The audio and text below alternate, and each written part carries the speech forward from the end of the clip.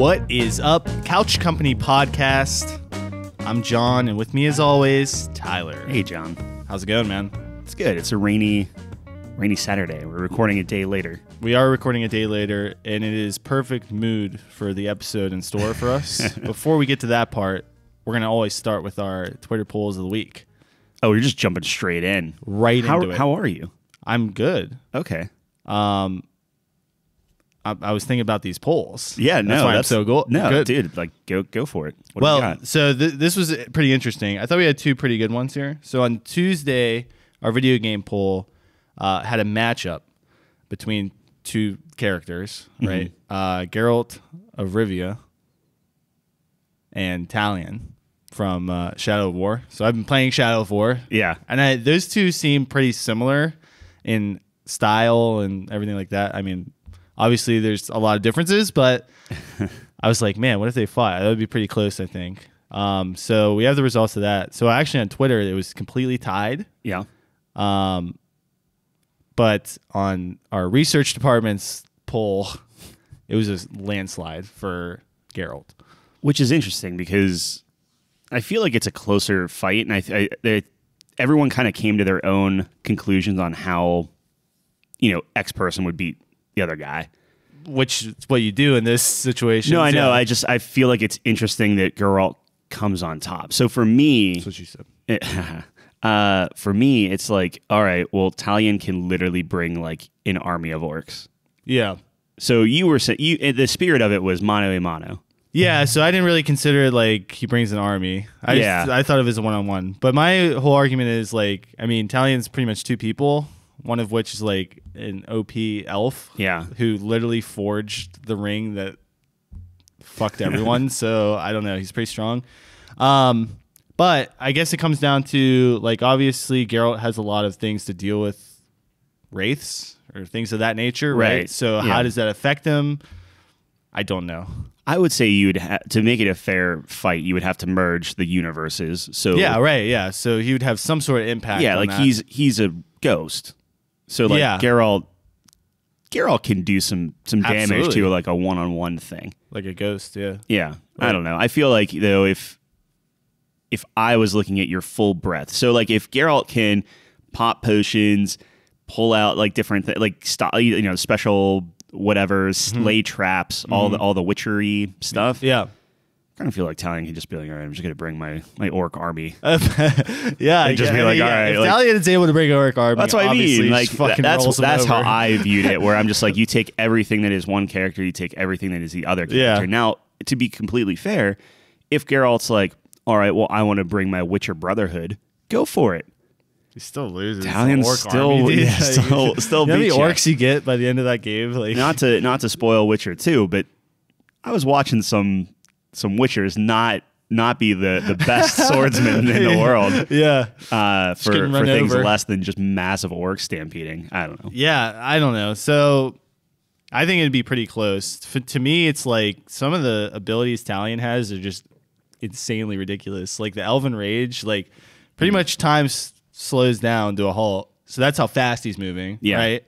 And then there's just like shooting like a million arrows and just chopping the fuck out of people. Like, what do you do against that? I mean, you're just moving so fast. Yeah, but do you think that Geralt's like potions like at least let him like comprehend what's going on?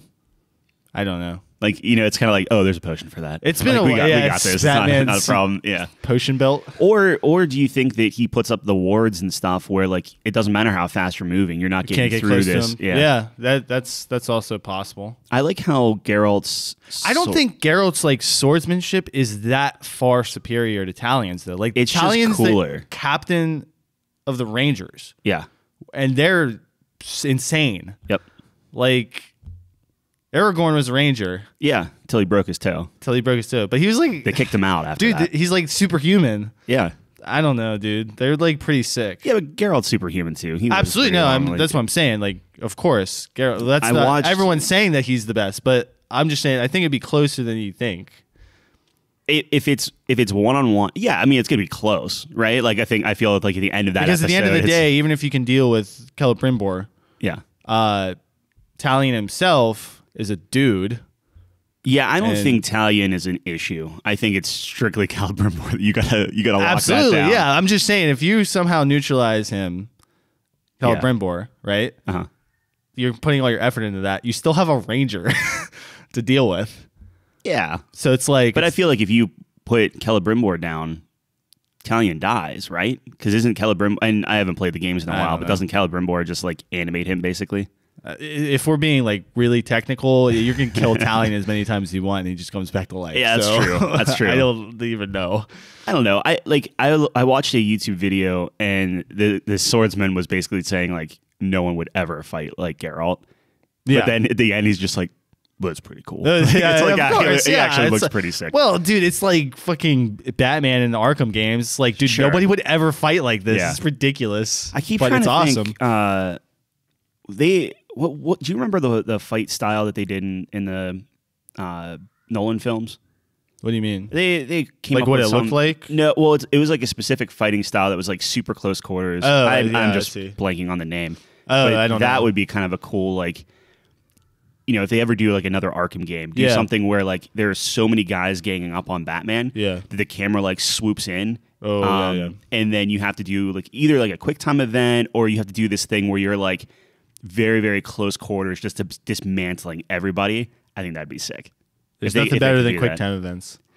Quick time events are terrible. Yeah. Um, That's going to be in my as worst far as like the mechanics, worst yeah. mechanics, yeah. I hate quick time events. But They're so but stupid. there are a couple that do it right. I would do the thing where you swirl the sticks on the controller. Try to get out of the mosh pit. As the worst, No. Oh, okay. That would be the mechanic I would use in that situation you were describing, where you're like surrounded by a bunch of guys. You gotta.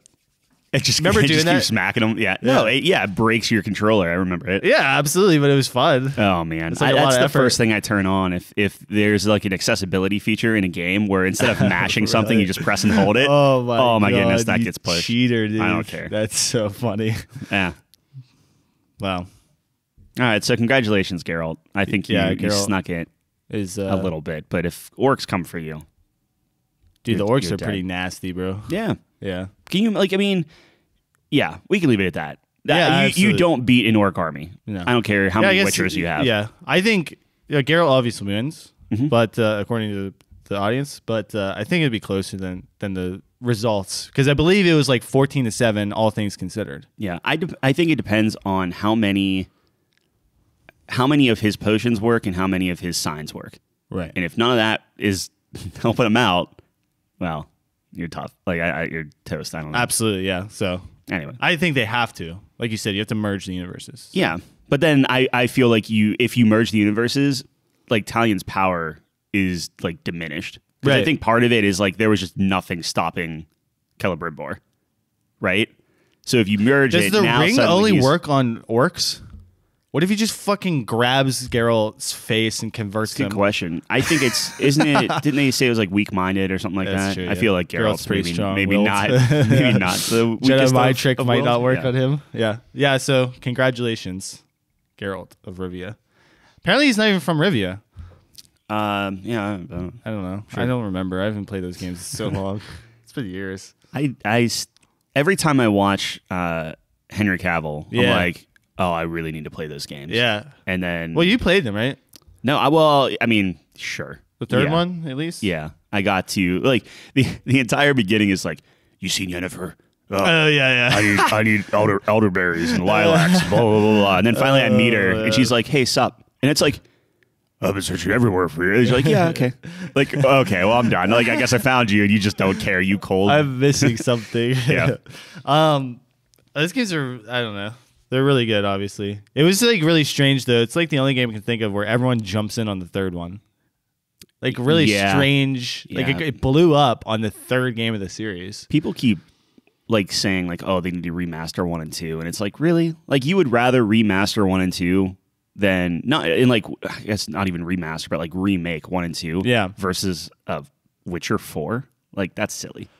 Well, I don't know. That's always the debate, right? Because it's like we know what we have on 1 and 2 Yeah. in whatever you're talking about. So we already know what we have. Mm-hmm. So it's like we like that story. We just want to see it better. I don't know. I guess, but like, I don't know. I want to see something new. I guess. I don't know. Nostalgia's a hell of a drug, man. Yeah, but I mean, I don't think.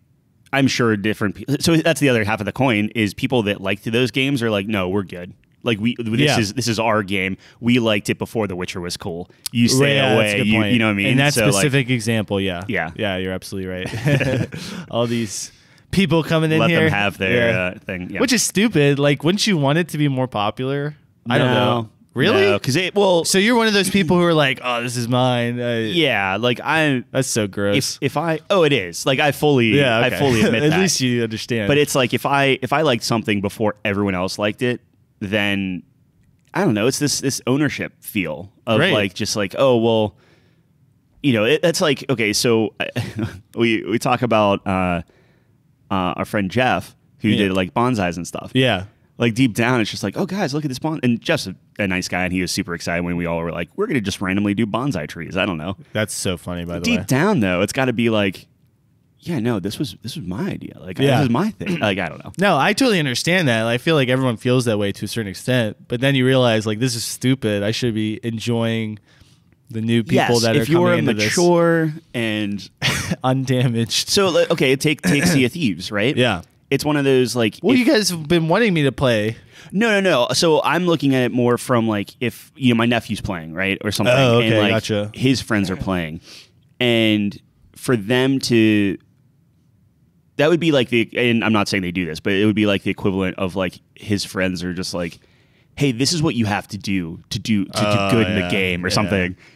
And meanwhile, I'm just like this old, decrepit like pirate that's just like, I'm going to kick you out of the playing. Okay, I think you're talking about two different things here. Kind of. Because if someone's just coming in and being like, oh man, I love Sea of Thieves, like, yeah, you know. Okay, well, what about the Game of Thrones TV show, right? And I know I'm going off on a tangent here, but no, like you have the it. Game of Thrones TV show, people are flocking into the TV show, right? And then you think about all the people that read the books, yeah, and they're just like, yeah, no, we know it's so crazy. Like we already know what's going to happen. We read the books, and like they take this ownership of like, I'm a higher class citizen. Dude, because, I know exactly what you're talking about. Or Harry Potter, Harry Potter, yeah, but. It's like manga readers for anime. Yeah, it's like, exactly. oh, dude, this anime is so good. They're like, just wait, man. You even do. It's like Walking Dead. Great, all of you that read stuff. ahead. Like, and maybe that's slightly different, but it's just this ownership of this material where you're like, well, I discovered it first. It's stupid, dude. Like, who cares? It's more mine than yours type of feel. Well, I understand like feeling that way, but like you said, when someone comes in and they act like they're an expert and they're new, absolutely be like, you were right. I was a little bit different on But if that they're just one, like, oh, I just love this stuff. Because what I see happen all the time is like, I don't know, like League's a great example. Like someone new will come in and be like, oh, this is so much fun. And then you just have the old heads be like, dude, but you're shit. You're not doing this right. Yeah. Just shit on them. It's like, dude, what the fuck's wrong with you, man? They're trying to just enjoy a game. I guess there's a little bit of a difference there. You're right. Yeah. I don't know. Unless someone's being a dick, I'm gonna welcome them into the community. Yeah, but you're a mature and nice individual. I feel like I pretend to be. Yes. Yeah. Yeah. For when the mics are on, I'm gonna say I'm very virtuous and it's very understanding, very welcoming in the league. Look how good I am. Yep. That's why you have so many burner accounts. You just need to flame people just randomly. Exactly. I feel like if you play League of Legends, that's part of it. And actually, we're about to get to that, I think. But I think you need that little hit of like, no, I need to be super toxic to people, but I can't do it on my main account. So it's like you have. Well, like here's the thing. I know what I'm doing. Like, so I'm in ranked. Okay. Yeah. So if I'm in ranked, it's kind of like you're like in the mafia. You know what I mean? And they're like, you're in the game. You're in the game and you're not in the game. Exactly. That's what it is. If you're playing ranked, you're in the game. You are signing up to get flamed. You're signing up because there's LP on the line. Yeah. But if you're in the normal game, like, I can't stand people who flame in normal games. Like, who the fuck cares? Yeah. This doesn't mean anything in the infinite cosmos. Wow, in the infinite cosmos. Well, you're going to say nothing means anything, but LP does mean something. That's the one thing. It will be there. It'll say gold 3 forever. What does LP stand for? Loss prevention? League points? League points, League points. I actually didn't know. League percentage? I think loss it's percentage? league points, right? What points. is it? It's a point value. So it just always goes up, never goes down? It can go down when you lose. Oh, okay. So, yeah. level. You have to get to 100, and then you go to the next rank. So like gold 3 to gold 2 when you get to 100, and blah blah blah blah. Keep going. So you're the best in the world. Like okay. I don't know. Sounds like you really, really, really like that game, John. Yes. Our other Twitter poll. Okay. Okay, you going with me? We did another Twitter poll. I had a really shitty day at work, so Tyler came in clutch for me here. Actually, had a really good clutch. one. Half clutch. It was. Oh right, this is another video game one. So we doubled up. On No, the that's okay. We like video games, like I told you. So all right, so this one was really good. It was a Would You Rather, which I was going to ask you about this too. Another tangent. Okay. I apologize to the audience, but more apologizing That's what we do. to It's the intro part. to the timestamper himself because I always fuck him up. All right, so I thought the fight thing was pretty good. And this is something we should totally talk about, not on the air, but I don't care. I'm already here. So it's like, I think a cool segment would be like Friday Night Fights, where we have a different matchup every week. Or Fisticuffs. Fisticuffs Friday, that's right. That's what you were saying. Well, I think that's so it can cool. be whatever. It's stupid. But. Also, Would You Rather Wednesday would be kind of cool too. Yeah. I think good implementations. And that way there would be like a Twitter poll every day of the week. The Would You Rather was very, very tough just due to character count limits and... That makes sense. Yeah. And I didn't say, would you rather, and then you have to pick one. It was like, I would rather ... and then like finish the sentence. I think if you establish it as a series, you can do Would You Rather Wednesday, and then you can just do the two options. Yeah. Okay. I don't know. Yeah. Anyways, so for the matchup ones, for the Fisticuff Fridays, it would be interesting if... I don't know which one would be better, but it'd be interesting if the winner stays and then you kind of have a new challenger every week. But eventually you have to like retire that person because there's just no more people to you fight. like get to Kratos and it's like, okay, well, no one's going to fucking beat this guy. Like you throw Superman in there. I think that's a great one. And I told you like one of my buddies was doing that with like policemen. Or it's like RoboCop beats Carl Winslow. Oh, or Carl yeah. Winslow beats whoever, John McCain or whatever. Right. Which was really funny. Right. And then the other idea was like pulling out that super fight game where we just like pull out the different cards and start arguing. So we got some ideas. We'll figure it out. Tyler was telling me about the super fight card game, which like it's so funny. You can probably explain it better than I can. Yeah, you pick a person.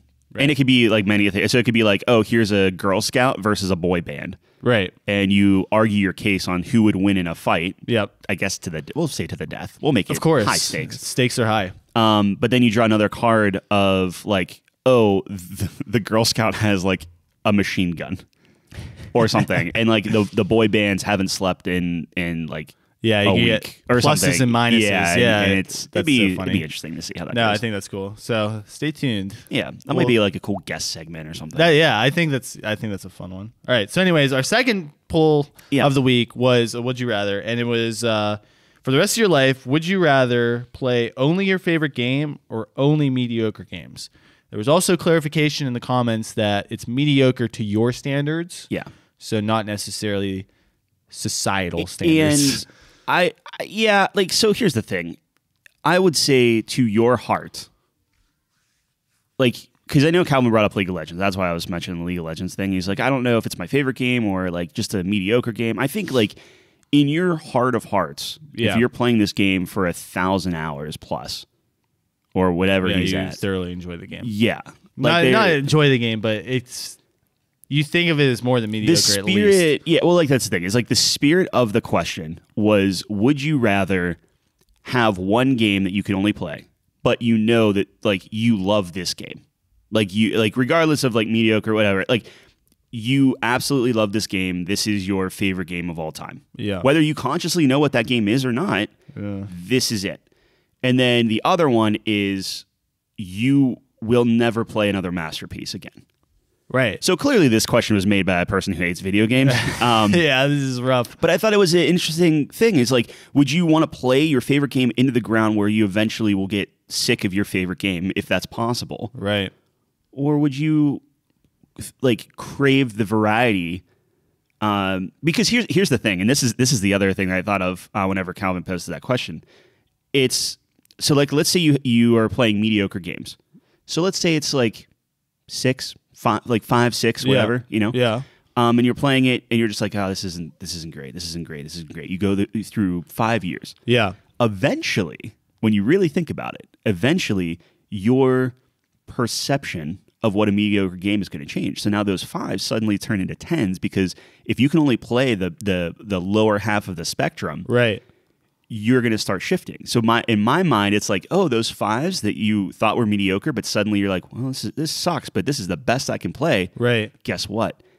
Suddenly that becomes unplayable because you're enjoying it and you think it's higher than a mediocre game. Yeah. It's all about perspective. Yeah. So like eventually you're just going to be playing like masterpieces. According to well, yourself. no. What I'm saying is eventually you're going to be playing like, I don't know, free to play, like the worst of the worst games until you just quit.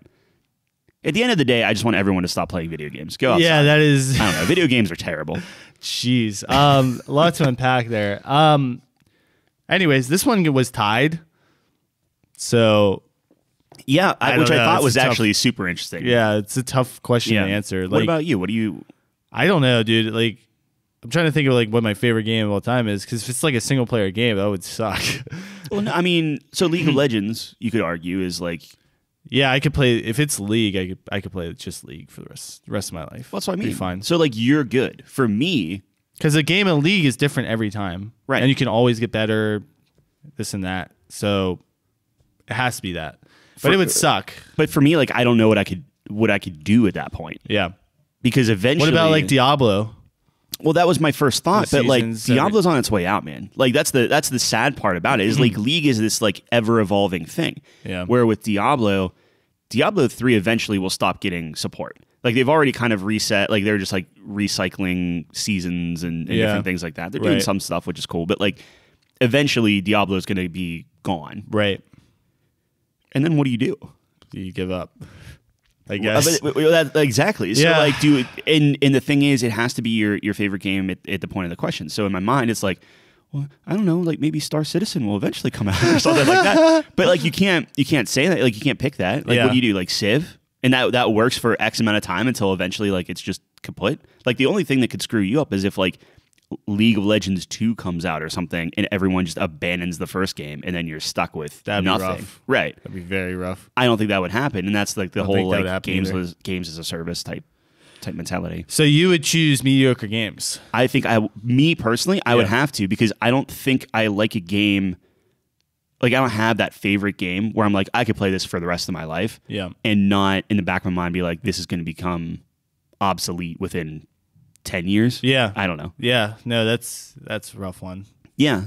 And then like, I don't know. Like, I think the variety would be. Yeah. Variety is something important for sure. Yeah. Like, I'm sure I'd get so burned out. I mean, anyone would. Dude, you're playing the same game. Yep. But a lot of people do just play League pretty much. But think about it, where you can go one of two ways. One is you become a master at that game. Well, so that like, would be my goal. It'd be like, I need to get to. Yeah. Like, I have no other choice. Yep. I thought about that. It's like, what if I just sat down in front of Elden Ring and was like, I'm not doing another game until I beat this game. Like, do I have do I have the willpower to do that? No, you don't. If I didn't have any other game, maybe. Like, if it was like, this is it. You play this or nothing. I actually was thinking about this the other day on one of my drives, and I was like, dude, what if I started a series where I dedicate a year of my life to some craft? Yeah. And I just try to get as good as I can at that one thing. That would be wild. Like, imagine having the dedication to like my 25th year on Earth. I am going to learn this. Yeah. Like chess. I don't know. Just all the ins and outs. Snowboarding. Yeah. Something. I don't know. That's like every day. Like, that's all. Like, to absolutely consume, like, to do like this power absorption of just like every YouTube video is just that's on what I'm that saying. topic. Like, if I was like a good YouTuber or a YouTuber or like I knew how to do that. Oh, I meant consumption, but yeah, you're talking like actually like making it. Yeah. Making a channel, titling it something, I don't know, something clever about a year or something. I don't know. And then putting up update videos, maybe like weekly. So you'd have like 52 videos in a year. And it's like this week, all right, this was week 1 of John's chess year. Dude, I'm really fucking bad. I'm rated like 600. Like, I just like the progress would be so interesting. And like, does anyone, I'm sure someone does, but Yeah. to have just the dedication to be like, we're grinding this out. Like I am just a year. Take it a step further. And what if you put your faith in me to choose Oh my God. what you did, and then I take it a step further and I make a poll about it. So on my thing, just off the top of my head, it's like, all right, pole dancing. Oh my God, dude! I'd give up. I can't. Why? How could you give up? I'm the worst dancer there is. But it's pole dancing. It doesn't matter. You don't have to dance. You just I mean, look, this is not me because I think that would be really think people that can dance like strippers are insane. That's what I'm saying. I couldn't do it. I just saw a video on TikTok where it was like, hey, here's year one or like day one of me on like this pole, and this lady lost like, I don't know, like looked like at least 100 pounds, and she went from like sliding down like a fireman to like, I don't know how she's like spinning around on this thing. You could do it. But I guess what I'm saying is I have the faith that you could do it. I would not want to do it. I just think it would be hilarious if it was like, all right, the audience will decide. Oh, the audience would fuck me too. Oh, absolutely. Well, so I have some like gatekeeping on that where I'll give like maybe like Twitter. So it'd be like 4 options. You know what I would pick for you? What? Cooking. Yeah. Oh, I would get super into cooking. I know. Yeah. I think it'd be so awesome. And I think Man, you could give me a really nice good. one and I would get like this. Yeah. Yeah. Yeah. So here's the thing with cooking, I feel like I could do well. Like, because for me, I would be like, all right, like tonight I'm learning how to just cut things. Yeah. Like super fat, just actually like really, really good. Sure. Because I remember going back to like McDonald's and stuff. Eventually you just get in this, you're just like flinging things. Like it's insane. But what I would, one thing above cooking would be baking, because for me and just my weird mind, I feel like baking is perfect. Like you have to be exact with that stuff, you know? That's why my mom's really likes baking, because she's a chemist. Very overlapping, right? Yeah. So I would choose cooking for you. That's like the first thing that comes to my head. I just want to see you. I think you're creative. Just get and I think you have really good attention to detail. Like you would not be okay with anything but the best, which I think obviously the best cooks have that like super high standard, which is really good. But so like in my theoretical experiment here, it would be like you quit your job, you start a YouTube channel, you fucking like, obviously it's not going to happen, but it's like 40 hours a week. Like you better be working on cooking 8 hours a day, reading a book, practicing, whatever. Yeah. Like it's your job now. Just buy like 20,000 cartons of eggs. Yeah. And you just practice cracking it with one hand. Like obviously money's no issue. Like would be like, I win the lottery. This would be like a cool thing to do or something. Dude, I think people would be interested in watching that. That would be like really dope. I always clean up like immediately too. So that's the problem I have is like if I'm cooking, I hate messes and like, so while I'm cooking, I'm also like rinsing dishes and cleaning up and stuff because I don't want to have this massive mess at the end. Right. It'd be interesting. So I get pole dancing, you get cooking. Well, I feel bad now. I'll think of something. Pole dancing would be an amazing challenge because I don't want to do it. Yeah. And I would be horrible at it. But I feel like you would of course I get better. Is like you would overcome it, and then just to be like, because you got to think of these weird things where it's just like, oh yeah, no, like I can pole dance, and you just like think about like that party where like someone has a pole for whatever reason, and like people like spin around on it and they're just like joking about it and stuff, and then you come out, and you just tear that up. Oh my goodness! What point is that? Or like playing the guitar or doing whatever. It's just really bad at the guitar too. But that's the thing. It's like it'd be cool. It'd be a fun. Well, there's like people that do this, but they're like, oh, I'm gonna learn a skill, and they see like how long it takes. Like I'm gonna learn how to do a kickflip or something. It's like a pretty common one, or Rubik's cube. Mm-hmm. But for me, it's like, no, I'm not gonna learn how to do it. I'm gonna see how good I can get at this for a year. Yeah. Like you're devoting a significant amount of time to just try, not perfecting, but getting as close as possible to like. Right. It would be really interesting. Like something like chess too. I don't think I would make that much progress. I'd make a lot of progress personally, but it's not like I would be a grandmaster or anything. I wonder what the switch is, because my buddy Kevin, his like started going down this thing of like Blender and doing like animations and sculpting. Yeah, and yeah, things. yeah. And it's just like what just like a dedication and a focus, and like that's inspirational. Yeah, and it's just like I need to find something there, which is where bonsai trees come in, where it's like, maybe this is good. Dude, bonsai trees are the perfect thing of just like, all right, what do I have to do with this? Oh, throw these seeds in water and just leave it for 3 days. Cool. And then just like next step, plant it, done. Wait a year. Okay. It's just like, yeah, done. Like easy. Yeah. That's what I need is that long term. I could never do the bonsai thing. Like Jeff was talking about it. I was like, this is not my hobby. But I respect you guys for doing that. We went hard for... Absolutely. Yeah, we'll see. Yeah, that'll be cool though when that comes in. Dude, what if your thing was like investing? You have to spend a year. Oh my gosh, and just like playing the stock market. You'd have a heart attack. Yeah, that would be awful. Or take it pull it back a little bit and just be like, all right, what if it's just get really into like fantasy football or something like that? So like I could actually like just rattle off stats and names and different things and like keep up with. Well, with that, you could do like daily fantasy, which. Like there are professional daily fantasy players. No. And they are disgusting. Like they're so good. But I don't know. I went down that rabbit hole, man. Nope. Like I'm not gonna get there. But it would be interesting. What if it was like learning about the universe? Like theoretical physics is Tyler's year-long commitment. I think you'd go crazy. Yeah. I think you would go crazy. Yep. Like at the end of the year, you have to write like a thesis on something. I don't even know. It's like, this is what I think of the universe. I'm sure I'd do some like artistic, like I'm just gonna put like a dot in gardening would be a good one. That'd be cool.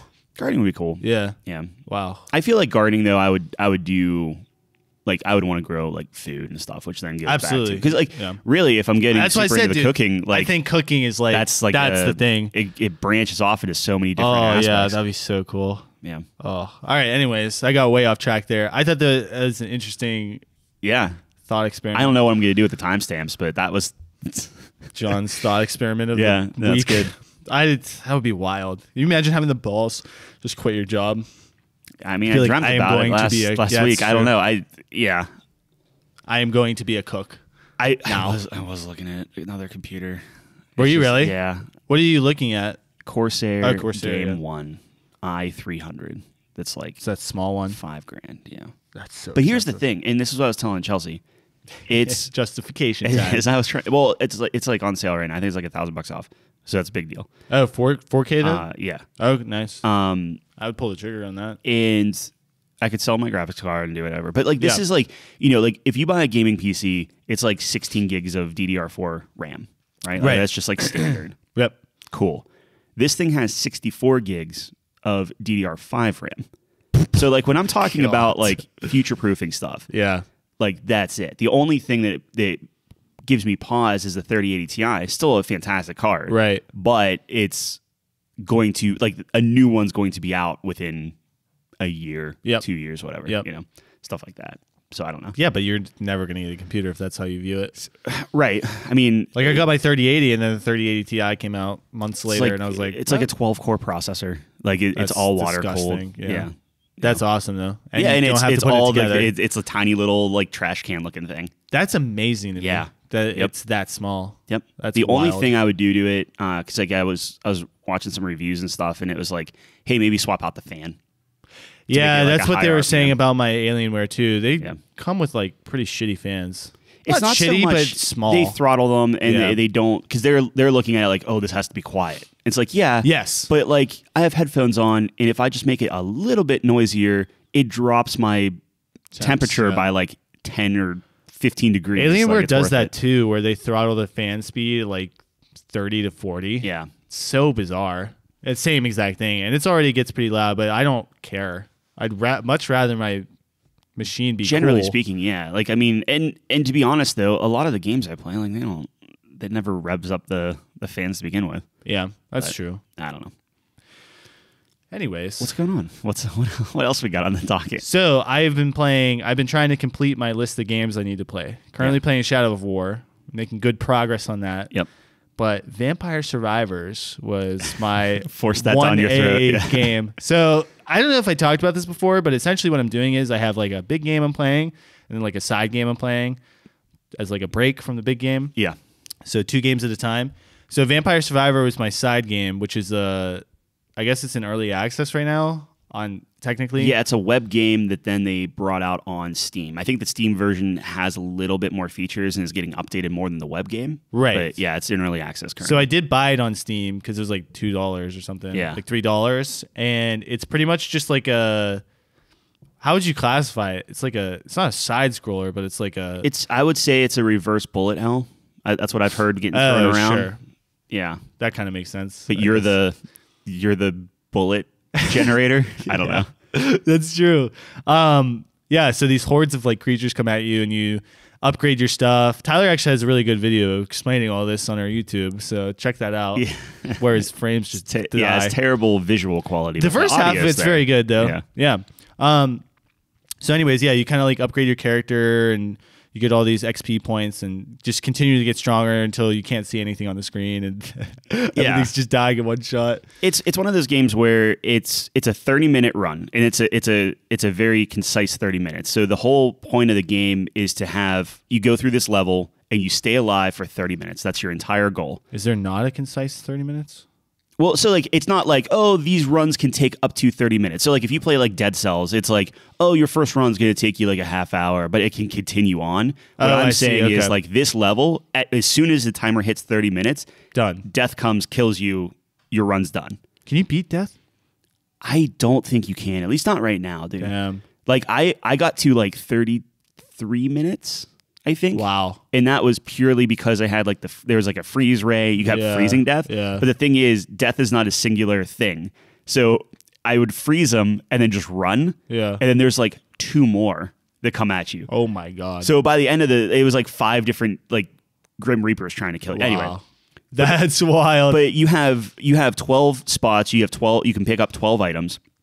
And these can be weapons or they can be like supplemental things. So it's like, oh, I can shoot faster, I can have more projectiles, things like that. But the whole point is you're not shooting yourself. It's literally like you just have the left joystick and you're just moving stuff. Like you're just moving through essentially a maze of enemies as you're trying to kill them, pick up experience, and just level your guy up. Yeah, and so essentially like depending on what items you have, so like knives, for example, you throw them and whatever way you're facing is where they throw. Right. Whereas like the wand just does the closest enemy, I think. Mm-hmm. Right. Yep. So depending on the weapon, it's like how it's going to shoot. Like the whip's horizontal, and so you kind of have to position yourself accordingly to hit everything. But by the end of the game, you're like shooting out fireballs and it's like a freaking rave with like disco lights and stuff. Like I don't know. Like it was interesting because they did. The first 2 levels, so it's just like the first level was just this like grass area, and you played it after the update. So like all the little ponds and the little like gravestones and all the little different none of that was in there. Oh, really? Like so it's just maybe a month ago, right? Like it was just grass. So that was suck cool. too because you can get caught on them. Yeah, I hate those. So we played that. So like we had the grasslands. There was like a library it was a little bit more horizontal. Yeah. So it was a little bit easier to kind of funnel people. Right. They had this like laboratory thing, which was bizarre. But that's the 3rd stage. So once you beat the 2nd stage, you go to the 3rd stage, and there's like little hidden things where you can like unlock a vampire character and stuff, and you have to do these little like events. Yeah. And then there's a like kind of free for all mode where it's still that grass stage, but like the enemies are randomized, so you never know kind of what you're gonna get. Cool. And I think it's every minute or every 2 minutes it changes. Wow, it's kind of neat. Yeah. So, anyways, we're gonna rate this game. Yeah, because I feel like where do you see it? Given that it's early so I guess my first question is: are we going to rate an early access game? I would assume so. Okay. I just wanted to be clear about that to everyone, where it's like, oh, how can you rate an early access game? So maybe it's like a provisional thing where it's like currently this is what we're giving it. Once it comes out, maybe we can talk again. But Yeah, but is this going to be one of those games where it's always early access? It might be. Who knows? I mean, like, but it's the thing where like just it seems like a complete game to me. I mean, I came in a little bit later than you, obviously, so there's more features and everything. But it's a very fun. There's enough there. One more run type of thing. Yeah. So, anyways, exactly, it's a game you can just pick up and play if you have 30 minutes, and you know you can always every run's going to be different depending on what you pick up, and there's a lot of characters and upgrades that you can get. So you can like upgrade outside of the game. Like permanent upgrades, right? Yeah. So like more damage, more projectile stuff. Exactly. Like that. So there's like enough there. Now the thing that I always think about is like the value. Like this game's like $3, right? Right. So it's like the amount of value you're getting out of $3 is pretty good. I think my time's like 30 hours. Yeah, I already have like 5 hours in it or something, and it's like. I feel pretty good about it. It's a lot of fun. It just feels so good when you're late game and you're super powerful, just destroying everything. And I really like the mechanic of you get like the correct combination of items and then you get like a super item, which is really cool and a big component of the game. So that's always like super awesome. So yeah, I don't know. I'm feeling pretty good about it. So am I. How good are you feeling about it? I hate going first because I always say a number that you're like, oh, really? And I'm like, oh, fuck, now I feel like an idiot. So personally, I'm thinking high 80s. Yeah, so am I. Oh, really? Yeah. Because, like, what is the game trying to do? It's just trying to be like a pick-up, play, fun. Yep. No story. No dialogue. Like, because we talked about it, and it's just like, all right, if a game attempts something. Yes. And they do a poor job at it. Right. Then they should be graded on that. Absolutely. But however, if they're like, no, there's no story. You're just it's literally like it's old school arcade games. Like I could see this game being in like a diner where you sit down. It's like the top down things like your Pac-Man machines, your Dig Dugs, your I view this game as like fucking classic Flash game. Yeah. Like it's like recess and we're just playing Vampire Survivors. Like Tyler was saying, if this game came out when we were kids, dude, this would be like such a go-to. Like graphically, it probably could have. I mean, granted, the number of enemies on the screen and stuff might burn our old computers, but like I think it's not. It knows exactly what it is, right? You know what I mean? And I think there's something to that, and they keep updating it. They added a whole new level. They added some new weapons. Like they're like, I wouldn't say like game changing because like at the end of the day, you're still just trying to beat it, but like it's some fun stuff where you're like, all right, for this run, I'm going to try this type of build. I just want to be as fast as possible. Let's see how this goes. You know, that could be really cool. A lot of experimentation, and it's just fun. It's just a fun game. Yeah. I mean, 100%ed it. 56 achievements, all unlocked. That's awesome. I'm ready for the next thing. I'm thinking like 88. Yeah. Yeah. Are you with me on that? I was ready to give you like an 85 or something because I was like, I don't know if this is like John's thing. Dude, like I said, if a game sets out to do something and they do it extremely well, like how else are you supposed to grade it? You know what I mean? Yeah. Like it's not trying to be God of War. It can't. Right. But you need these games. Yep. You can't just have blockbuster games. And those aren't necessarily always just the best games. Like the more I play, the more it's like you get like his, especially when you're talking about things like God of War or like Elden Ring or like these big things where it's like even Pokemon is like, all right, well, let's give you a 40-minute introduction to like, here's the tutorial, here's all this stuff. This game doesn't hold your hand. It's just like, figure it out. I don't know. And you just literally no tutorial. It. Yeah. And it's just, you jump in immediately. It's like, pick your guy, pick your stage, go. And that level of just like, jump in, do it. Okay, one more. Okay, one more. Okay, one more. Yep. And like, start learning things. You start figuring out what items you like, what kind of play style you like. Like I figured out really quickly that I hate the first character, and then I unlocked the second character. I was like, oh, I love her. Like she's so good. And then eventually you get to the point where you might hate the first character initially, right? Yeah, because he's challenging. Yeah. But when you start looking at the stats, and it's just like. He's pretty good. And I don't remember what his stats are because I don't typically use them. He gets more damage per 5 levels or something. Yeah, but then like that, like who knows? Because he might be more viable later on. Because it's in early access, like they could tweak him. They could add another level that's specifically like he's really, really good at. Yep, absolutely. So I'm taking 88, dude. I'll give it 88. I think that's a solid score. I'm very excited for that. So that's is that the first game we played in 2022? right? That Is came it? out in 2022, Oh. or at least that we both played. I should say. Yeah. Yeah. Yeah, I think you're right. It's pretty wild. But look, $3, you should pick it up and play it. There's literally no reason not to. Yeah. And even if you don't want to spend money, it's like online. I'm sure it's like $1.50. Well, to be fair, I didn't play the online version, so I don't know what state that's in. Oh, But okay. if you want to see what it's like, Sure. I mean, yeah, try it out. Speaking of games we played this year, Tyler, Yeah. you were pretty excited about a specific one. So Elden Ring, terrible game. Okay. Jesus. So Elden Ring is And there goes our last viewer. Elden Ring is dominating the game's world currently, Yeah. right? But on Friday, a game called Tunic came out, and this game is like, hey, do you like Zelda? And there was another one. I wish I remember the name. It might come to me later. Where it's this type of game. It's top down. It's does not hold your hand whatsoever, but it looks very cutesy, right? Mm-hmm. So on the face of it, it's like, oh, this is like a little kiddie version of Zelda.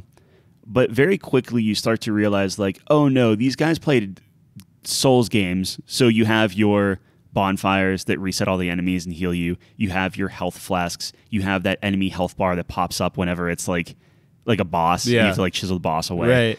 And it doesn't tell you anything.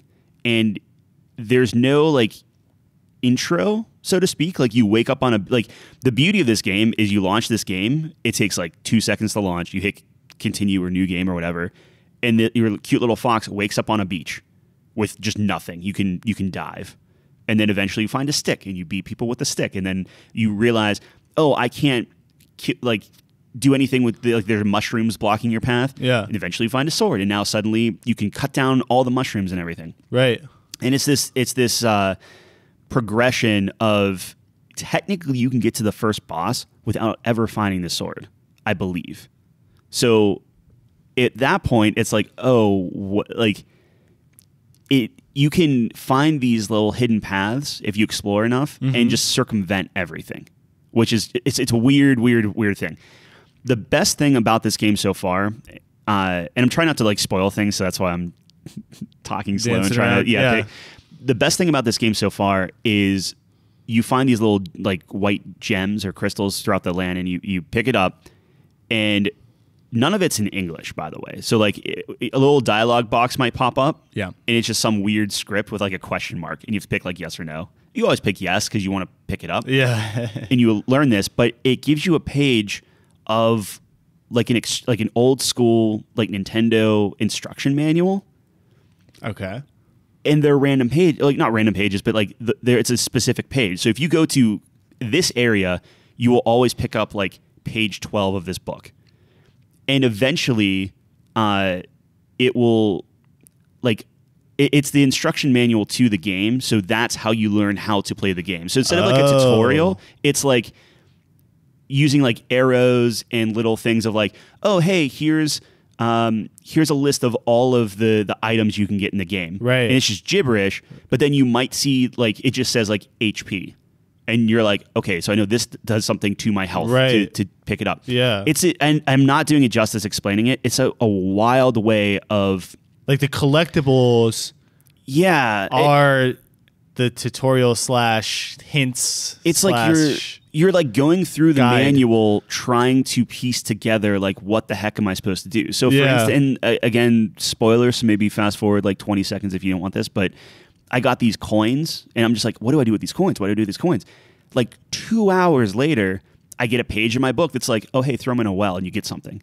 And it just blows your mind because you're just like, oh, of course. Can you? Yes. Yeah. Yes, you can. So you don't have to unlock anything. Yeah. It's just if you know it going into it, That's perfect. you can do it. Yeah.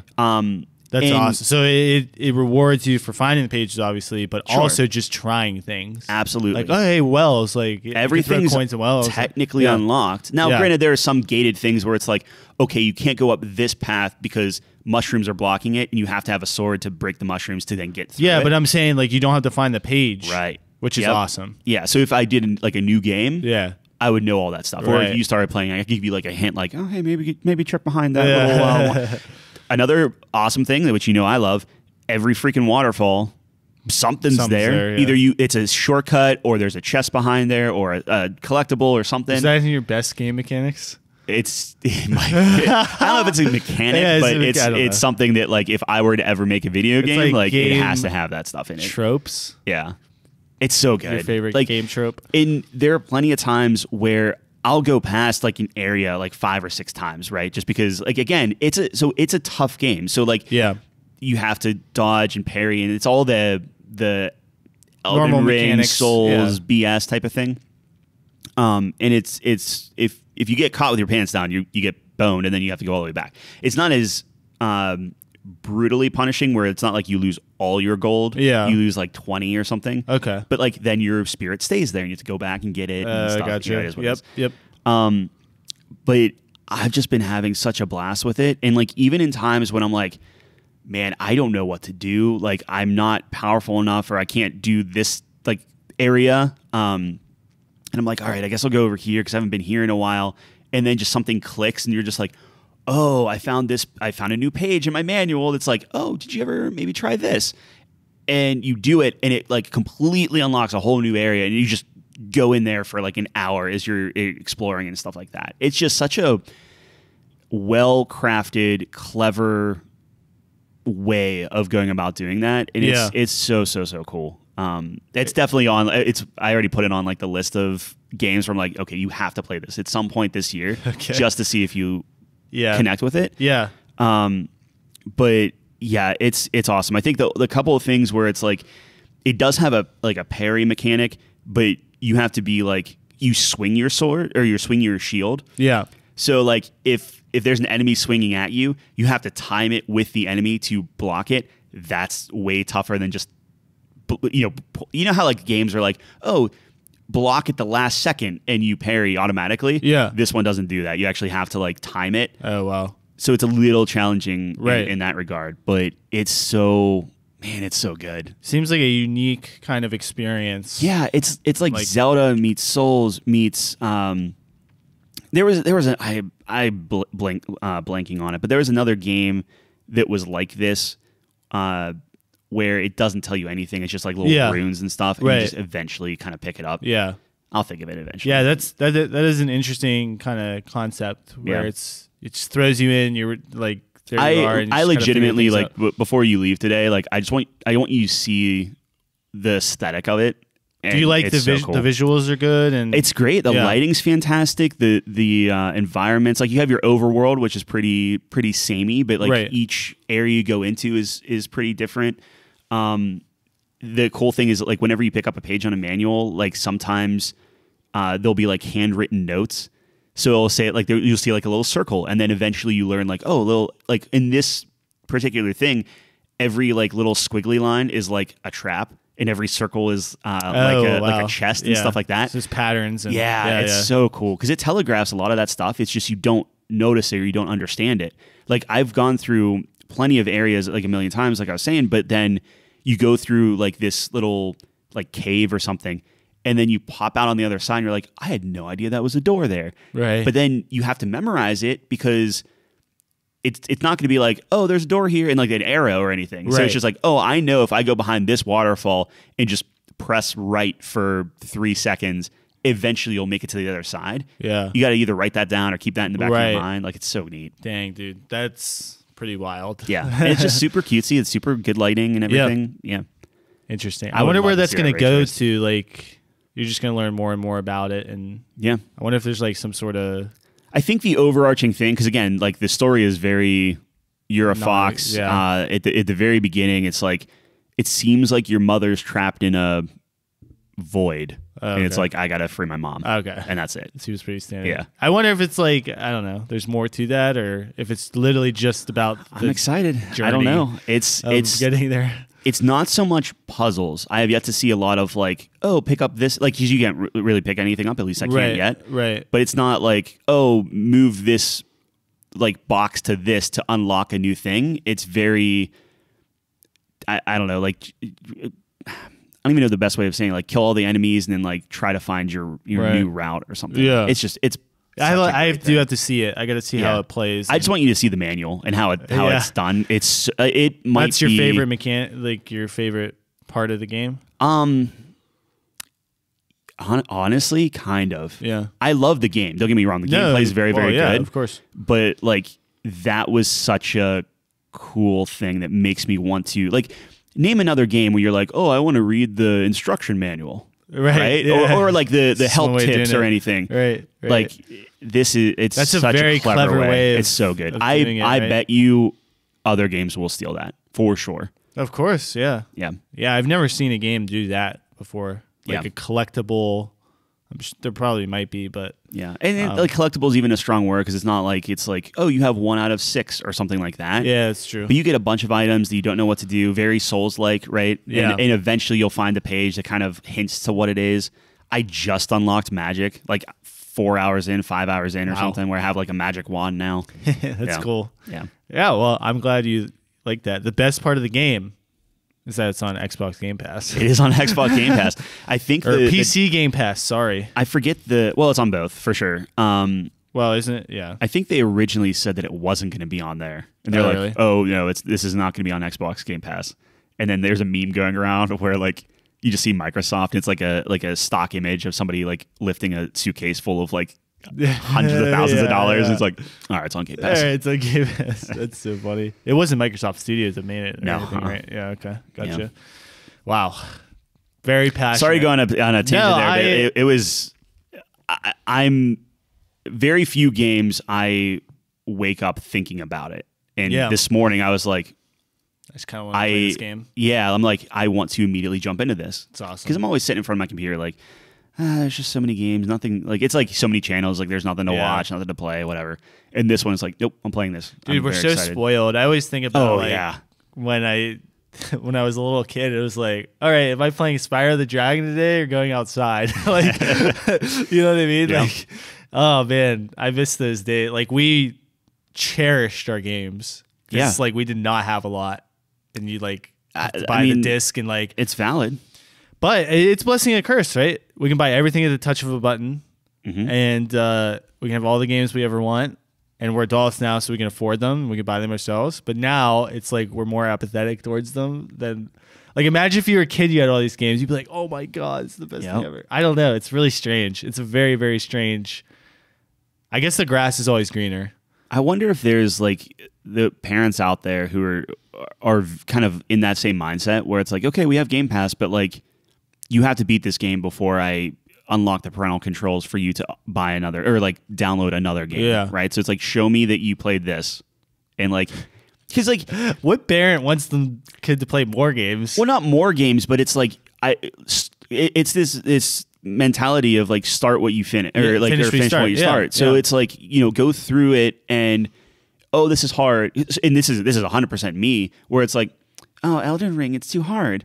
And then I'm like, all right, I'm going to play a different game. Now, granted, I'm very much enjoying this one. It just clicked with me. But too many times do I die in something, and I'm just like, oh, I died. And then I play something else. Right. Rather than like have this constant like, all right, no, I'm going to rack my brain and kind of like, kind of push through. Well, yeah, when we were young and like, it's like, okay, well, I can't get past this boss. So it's either I try harder or I don't play this at all because I don't have very many games, right? Right. So I don't know. There's like something about that for sure. There's something to be said for it feeling better. And like even just like one last thing with Tunic where it's like, oh, hey, I died maybe 3 or 4 times here, and it took me forever to get to that point because it's like you have to go through like the mountain pass and go through the quarry and all this other stuff. And I'm just like, come on, like why do I have to go all the way through this?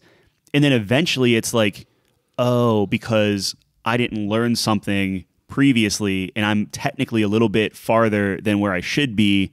But now that I learned this other thing, it makes like I can just jump straight to here. So it's like this, it's unlocked. You can do it. You can beat your head against something if you want to. Yeah. But if you're having like a really, really tough time, it's like chances are you miss something and now go back and try to search for it. Yeah. Backtracking is always like brutal for me. I hate it.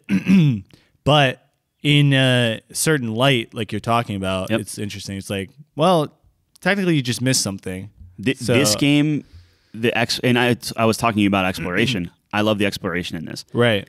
The other thing that I was thinking of was something like a Hollow Knight, where the backtracking and like Hollow Knight, I found myself just not knowing what to do for like an hour and a half, and that's frustrating. Oh yeah. This game, it's like, what am I missing? But that's maybe a half hour, and there's always something else you can do. And even to an extent, Elden Ring, where it's like, oh, I'm getting my butt kicked here. Like, I'm just going to go somewhere else and grind. I don't know. Right, yeah. Well, I hate grinding too. Well, when I say grind, I mean, it's like, I'm just going to explore a different area and level up that way. Yeah. That makes sense, yeah. Ooh.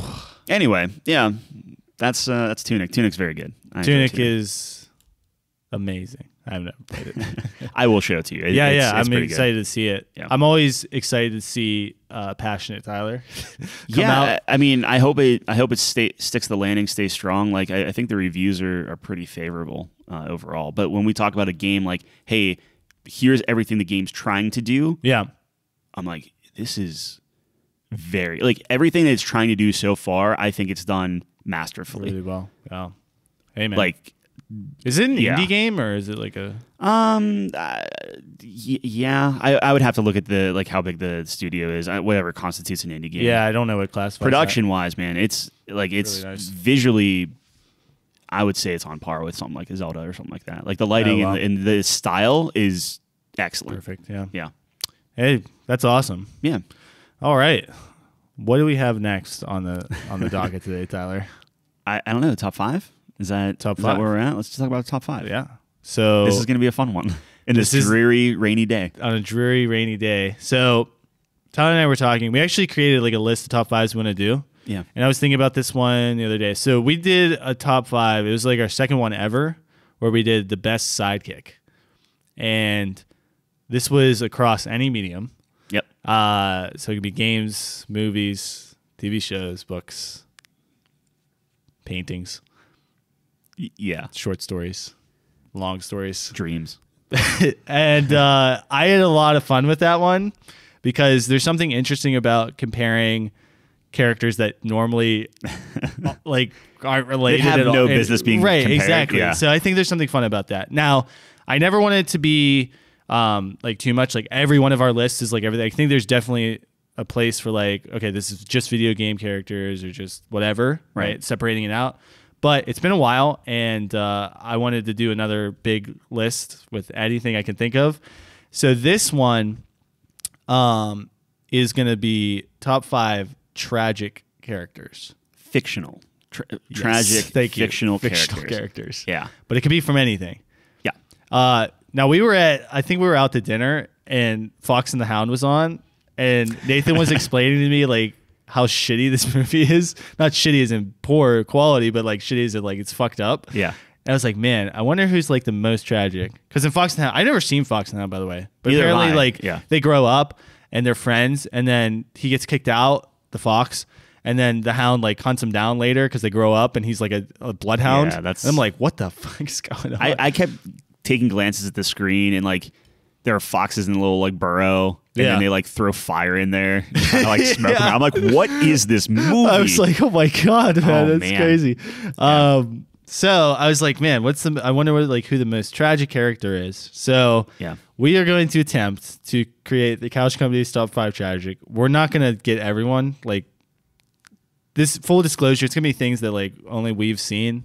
So if something we haven't seen, it's not going to make the list. So if you don't hear your character, I apologize. Like there's just so many. Like I mean, this is like an infinite list. Like there could be anything, and right? It's all perspective, point of view, it's type stuff too. It's totally opinion based. So that's what it is. We aren't doing tragic heroes, so I know that was something that was brought up where it's like there are a lot of rules, like you were saying, on like what constitutes a tragic character and stuff like that. Yeah. Like, really, when we boil it down, it's just like, do we feel bad for this character? Yeah.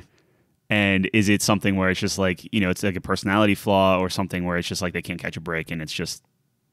Yeah. Are we saying it always ends poorly for them, or like at the end? I don't know. I think it's a pretty loose term where it's like it's really shitty situation and you feel bad for them. That's kind of the extent of what I'm at. It's just like, a lot of these, it's like, they might redeem themselves or something. I don't know. We'll see. I'm sure, as always, while we configure the list, we kind of learn on the go. Yeah, we kind of evolve it. I mean, it's one of those things, like we said, it was fictional right on the outset. Like any true story or any true person that is going through something horrible, obviously way more tragic than anything fictional. We just didn't want to go down that Oh, absolutely. Yeah. that we wanted line to of like keep it fictional. yeah. So yeah. nothing based on true. Yep.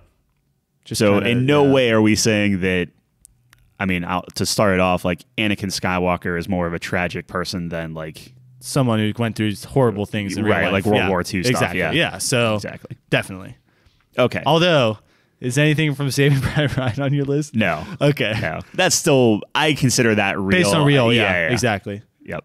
I do have some movie stuff though. It's not based. We'll get there. All right. Whatever. We'll get there. Anakin Skywalker, right off the bat. I feel like he's pretty tragic. Yeah, so he's the chosen one. I feel like the chosen one syndrome's always pretty tragic because the amount of pressure that you have being like, hey, you were born. Congratulations. You're supposed to save us all. Yep. Like, what? Yeah. I'm 9.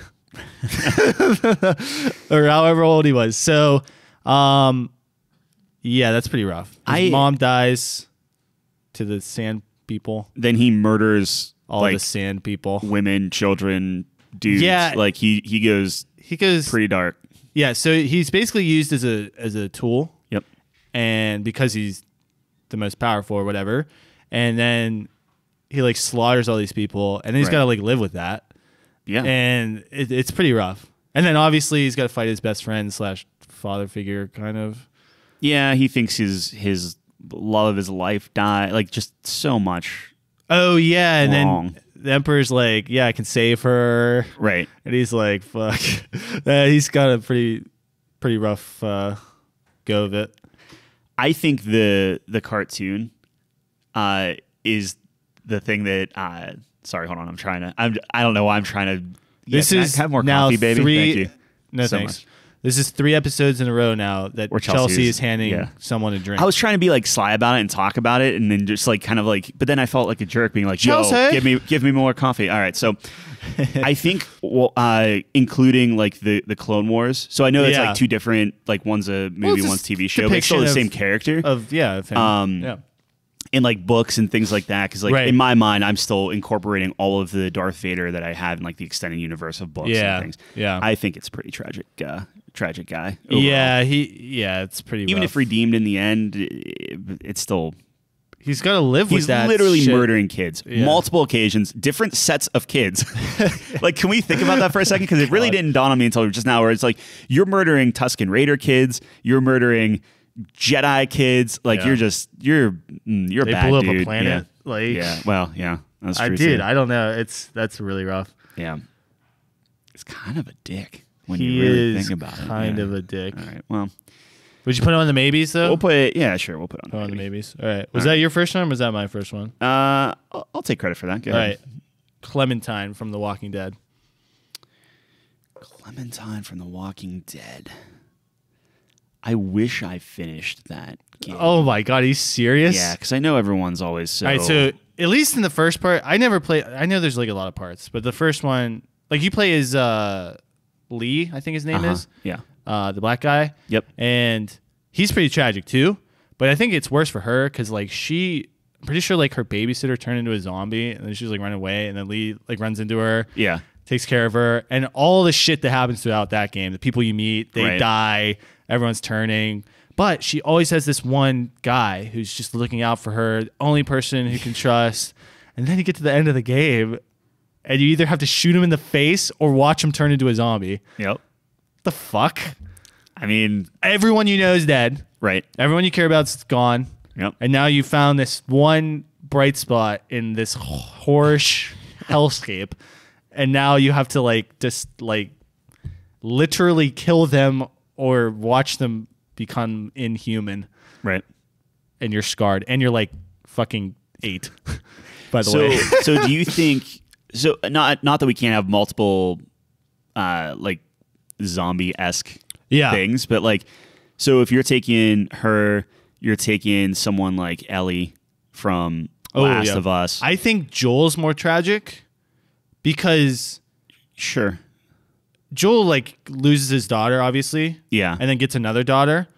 And then they're like trying to sacrifice her. And he's like, I'm not losing 2 daughters. Like, fuck you. Yeah. But then he himself has to live with the fact that he doomed humanity pretty much. That's a good one. That's rough. So him. I don't know if you watch the TV show of The Walking Dead, but like you have like Carl, who a lot of people are saying is like super tragic because he is like. I think spoilers, I guess, for The Walking Dead. I never saw the end of it, but like it's like and I think he even dies at the end. He's still a kid. Like he obviously you see him grow up. That was kind of like the point, but like his mom gets killed. Father, it's just like he just keeps seeing all this death, and it's just like I feel like the zombie apocalypse is going to be a prime for tragic events. I would pick Joel over Clementine. I would personally pick Joel too. The fact that humanity's involved, and it's like I think that's cool. Not cool, but it's a twist. It's bigger. Like that's a lot to put on a Clementine. Made me more shoulders. sad for sure. In the moment, yeah, absolutely, because it's like she's she's literally a child, right? She just blows this guy's head off. I mean, you could put both on. And just I think you're right. I think Joel is fucked up. That's pretty rough, dude. When your daughter dies in the first like 3 minutes of the game, it's like you're in store for a rough time. Talk about so that was something where Troy Baker like overacted. So whenever and he said he was like, I hate when people like not when people give him notes, but he was like, I was crying and sobbing and being like, oh, my daughter is dead and everything, and they kept telling him like, hey, pull it back, it's not hitting. And he was getting like frustrated, and then he did a take which obviously was in the game, where he was just super quiet, super subdued, but obviously like heart wrenching and stuff. He was like holding her, but like it wasn't like he was like sobbing and overacting. And it was like I remember that being very, very impactful. Yeah, like what an insane opening. That might be one of my favorite openings. Like I'm not huge on the game, the full game in itself, but like opening wise, powerful. Yeah, for sure. It's like it's tough to. This is completely off track, but it's tough to do an opening like that because like we don't know these characters at all. And how many times have you seen like a early death and you're like, well, I don't fucking know. Or a kid, right? Like that's the thing is like kids don't die, right? Yes, like that's the main thing. That's big. And to set the tone of the entire game like that, like we're not fucking around. Yeah. So that's rough. You're up. All right, we talked about this off air briefly. Yeah. What do we think about Eeyore? So we were talking about this a little bit. Eeyore, I understand where you're coming from. To catch people up, so my argument for Eeyore was the fact that your life, you have no responsibilities. It's always just the sunshiny day. I mean, I guess technically it rains and stuff like that. If your biggest concern is heffalumps and woozles, which we found out are not the worst thing in the world anyway. But like every single person like loves you. Yeah. They're friendly to you. You have Christopher Robin. You have like it's just like you live in what you would consider a woodsy paradise. Yep. And you're still just depressed as hell. Can't shake it. And you just sit there and you're sad and imagine you're solemn. Permanently having a tail stuck in you. Yeah, like your tail keeps falling off, and maybe you're just like, oh my gosh, finally relief, and then somebody comes in and just like smashes it back in you. Oh my god. Yeah. I mean, they're trying to help. It's not malicious, but still. Eeyore's pretty rough case, dude. I love Eeyore. He's adorable, but you just want to give that guy a hug. I'm down. But it's good. Like, hey, just because you have privilege or you're what could you possibly be upset about? Like nobody dies. Everything, yeah, that we know of. Well, yeah, but so the gritty reboot of Christopher Robin. It's just depressed. It's just plagued by an illness. Yep. Yeah, that's rough. It's tragic. Let's put it on the maybes, man. Right, I'm down. That's a good. That's a good one. Eeyore, man, that's so good. All right, so I'm still on my video games. Have you ever played Heavy Rain? Yeah. So Ethan Mars. It's pretty tragic. His kid dies. Yeah. His wife blames him. Yeah. Leaves him. He loses his house. He loses his job. His other son kind of resents him too. Mm-hmm. So the little custody that he gets on the weekends or every other weekend or something, his kid comes over and is like, doesn't talk to him, not interested, kind of blames his dad that his little brother is fucking dead. Yeah. That's already bad. And then his only other son gets kidnapped by a psychopath child murderer. Yeah. That's not good. Does he Ethan dies at the end. He can. He can. Okay, I think he died. There's a lot of endings. Yeah. Yeah. It's tragic. I could put on the. I feel bad for that guy. What's his last name again? Ethan Mars. Yeah. I remember that being like that style of game just necessarily wasn't for me. Oh, really? But Gotcha. I remember the story being pretty like. I really liked those games because Detroit 2 Human was. Yeah, they're doing like a Star Wars one now and stuff. Yeah. I actually really like those kind of games, but because the story's always pretty good and it's pretty simple mechanics, and Yeah. I'm a big sucker for like the choice thing. Like there's so many webs and things. All right. Yeah. So you were saying I had to bring the Game of Thrones. Oh yeah. Support. I haven't seen Game of Thrones. So Yeah, it's up Game to of you. Thrones. So I know you mentioned Ned Stark. It's The research department Fine. threw in that. I'll read the description. Yeah, go ahead for it. Because he really wanted me to give it justice here. So, all right, Ned Stark lost his father, sister, and brother in Robert's rebellion. Adopted father was poisoned, which caused King Robert to bring him and his family to King's Landing. It's probably spoilers.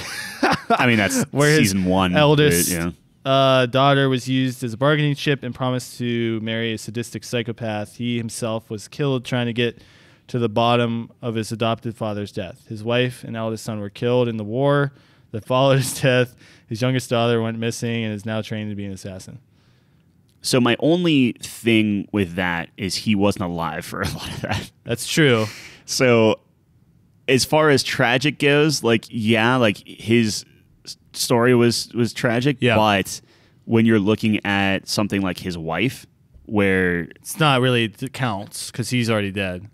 like he's dead, Well, but I guess she it's- witnessed that. She witnessed. Oh, you're saying his wife's work. Yeah. I'm saying his right. wife Yeah. to me is Yeah, worse. that's pretty rough. So Catelyn Stark, where like the famous Red Wedding, where Yep. she's literally just watching her entire like her kids just get murdered. Hey, I'm gonna leave this to you. I haven't seen it, so I don't Yeah. have an attachment to it. It sounds fucking horrific. Well, it's the same but- thing. Like if you look at the tragedy of like Sansa, where she is married to a psychopath and has to fake being loyal to a psychopath, changing her attitude. Like she kind of is trying. Like the entire Game of Thrones is pretty Game of bad, Thrones yeah. is tragic. Yeah, Like yeah. to an extent, even Jaime's tragic. Right. Where like you kind of like him at the end, but he's such a terrible human being. Yep.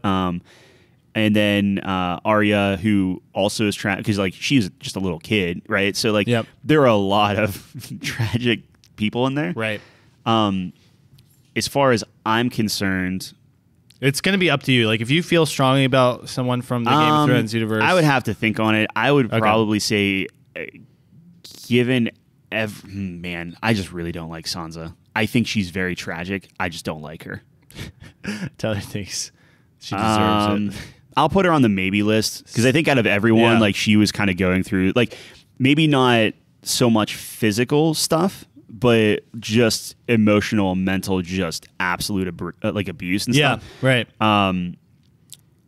I get how she had to change her personality and change her character and try to be this like, oh no, I'm super loyal type of thing.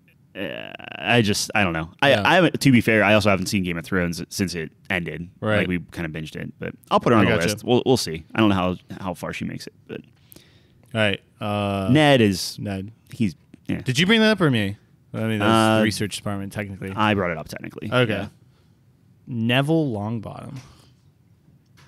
Most overrated Harry Potter character and Dude, The his world. parents got tortured Chelsea's to the flicking point. me off right yeah, I know.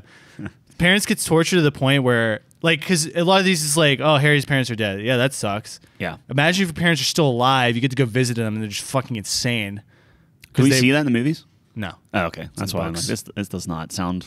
Yeah, there's a scene in the books where he goes to visit them every so often, and they're just in an asylum. Oh, okay. Like, So it's they not can't. even like They drooling all over themselves because they were tortured to the point of insanity. who was torturing them. Voldemort. Or no, it was Lestrange. Interesting. Okay. Yeah. Yeah. See, that's the kind of stuff that maybe I would actually start. Yeah. Like so Harry Potter in the has some. fourth one, when they're talking about the 3 unforgivable curses. This is in the movie. So he's like, the Cruciatus curse is like the torturing one because it's pain. That's why he goes up to Neville for it. He's like, because he's very familiar with that one. Right. That's what happened to his parents. Yikes. Yeah. That's fucked up. Yeah. Sounds like it. It's actually pretty interesting. I was like watching a video or something where he's technically could be considered the chosen one because he fits all the characteristics of the prophecy. But I guess it's because doesn't have a 6 scar. Exactly. Yeah. I don't know. I thought that was doesn't interesting. have round glasses. He technically kills the last. I'm nerding out really hard, but he technically kills the last Horcrux because the last Horcrux is the snake, and he kills it with the sword of Gryffindor because he's the one who pulls it out of the hat at the end. Oh, really? Yeah. Why did I think it was? Because he's like Gryffindor's, I don't know, champion, I guess, or something. Huh. Okay. I don't know if it's the same in the book. I think it is. I don't know why. But in the movie, like he definitely kills the snake. No, it's him. Emma Watson. Neville's very important in the books, and they do not do him justice in the movies. I'm telling you. Well, all right. Well, I mean, all right. Like, I think it's bad. I don't know. You don't have to. I know you don't like him. You said he sucks. I like. No, I'm just kidding. I did that because Chelsea was in the room. I like him. I think out of like anyone him in more Harry than Potter, Sansa Stark. I don't know. I think out of anyone in Harry Potter, is. he's the most tragic. Over Harry Potter, you think? Yes. Really? Probably not. Like, I mean, I'm not a huge like Harry Potter, like specifically Harry fan, but at the same time, it's like how many times have we seen everyone just hate him? Your parents die, you are just abused by everyone, the people, and then like it gets to the point where even Hermione and Ron are like, dude, what the fuck? Yeah, are you the heir of Slytherin? And it's like, no, you fuck. Yeah, they just and it's like several times, or just being like gaslit, or being like, no, I know this is a problem. Like, listen to me. And nobody listens to him. Yeah, like that's pretty rough. Yeah, I think just, dude, the fact that his parents are alive. He's got to look at that every day. Remind him of the horrors they go through and they continue to go through, and that's awful. Yeah, that's fucked up. But is it as it's pretty bad? Yeah. I get that. Yeah. I'm gonna put both on there because I think we keep talking about that, but. All right, you're up, pal. All right, let's talk about. So I'm just a shout out to Doctor Who because I know you never saw it. Yeah, I never saw it. I think that's a pretty tragic character. Hey, if you feel very strongly about someone, I'll keep. Dude, I didn't even know it was the same person. That's wild. Yeah, I'll keep it on the maybe list. But like when you think about like he like nukes his planet, right? Bad. And it's a timey-wimey thing, but you're basically obliterating your people to then kill like your enemies, and there's this like conflict, and like you kind of know how you die, so like throughout your life it's such a weird thing because you do this time travel thing where if you look at past episodes, depending on what doctor's in it, you view the episode completely differently. They do some really, really cool stuff with it. Yeah. But then you have this thing where it's like, you know, kind of where you're going to die. So like, as it comes closer and closer, you're just like, okay, well, like it's your impending, like you just see your impending doom. Yeah. Like while you're trying to save people, but it's such a weird like thing. I like, because you haven't seen it, I'm not going to necessarily fight for it. I just wanted to throw it out there as like, he that has to be pretty tragic because of just so much weight on your shoulders. Yeah. And the fact that you're trying to save everyone. Yeah. In the universe, right? Like you're zipping around doing different things. Yeah. It's overwhelming. He always seems like he's having fun, but then like towards like a Peter Capaldi thing, like he's pretty like fucked up. Yeah. It's such a weird, and like the fact is like you think about it, he has 13 like regenerations, right? Yeah. But imagine, so it's like, it's not like you just become younger again, right? You become essentially a different person. So you have all your memories and you knew like who you are and different things like that, but your personality changes, your looks change, how people treat you change. And it's just like, you're effectively dying, but you're not dying. Yeah. That's gotta be a weird, hard to come to terms with. Yeah. I don't know. It's a good one. Yeah. Based on how you describe it. Like I said, dude, even if, as long as one of us has seen it, It's the passion. It's the Cheerios. I mean, I'm gonna keep it on the maybes list because I think the more I think about it, the more Yeah. I'm just like, that's got to be in a discussion. But Yeah, no, I appreciate that one. Man, so many. Okay, I'm gonna stick with video games here. Now I'm not 100% sure. So originally, I had Morden from Mass Effect okay, because he helped generate the genophage, and yeah, even as Solarians are supposed to be completely logical, like intellectual, right? Like we had to do this, blah blah blah. And even he was like, "Dude, I don't know." Like by the third game, he's like, "This, I wiped out like what the fuck." yeah, But Samira is pretty bad too, because all of her daughters are like demons that fucking murder everyone, right. And she has to trap them on, and like that's pretty fucked too. I mean, Thane's pretty bad too, yeah. though, right? Like, oh man, I don't know. I don't know who's the worst out of all of them. It's all pretty rough. Yeah, I mean, I guess if I had to pick one, like I wasn't even thinking about like I immediately go to Thane, but Morden, I guess you're right. He does start. I don't know why I always thought Morden was just like, nope, it had to be done. He was. Yeah. Originally. But then maybe just 3. In 3, he was like, dude, because I feel like, himself. I mean, you have Krogan on the ship at that point. Yeah. Shepard obviously has this natural inclination of like showing people other perspectives. Right. Like it's the whole point of the game. It's like a melting pot of aliens and experiences and everything. And you go to the factory on what's it called in the second game, where they're creating Krogan clones and like coming up with a cure, but it's like really fucked up and disgusting. I mean, at that point, like Grunt can be very like that's a tragic. I think Rex story is more too, tragic. Yeah, Because Rex is like pretty old. Yeah. So he goes through that and he's like, when you first meet him, he's like, we're fucked. Like, I don't give a shit about my people.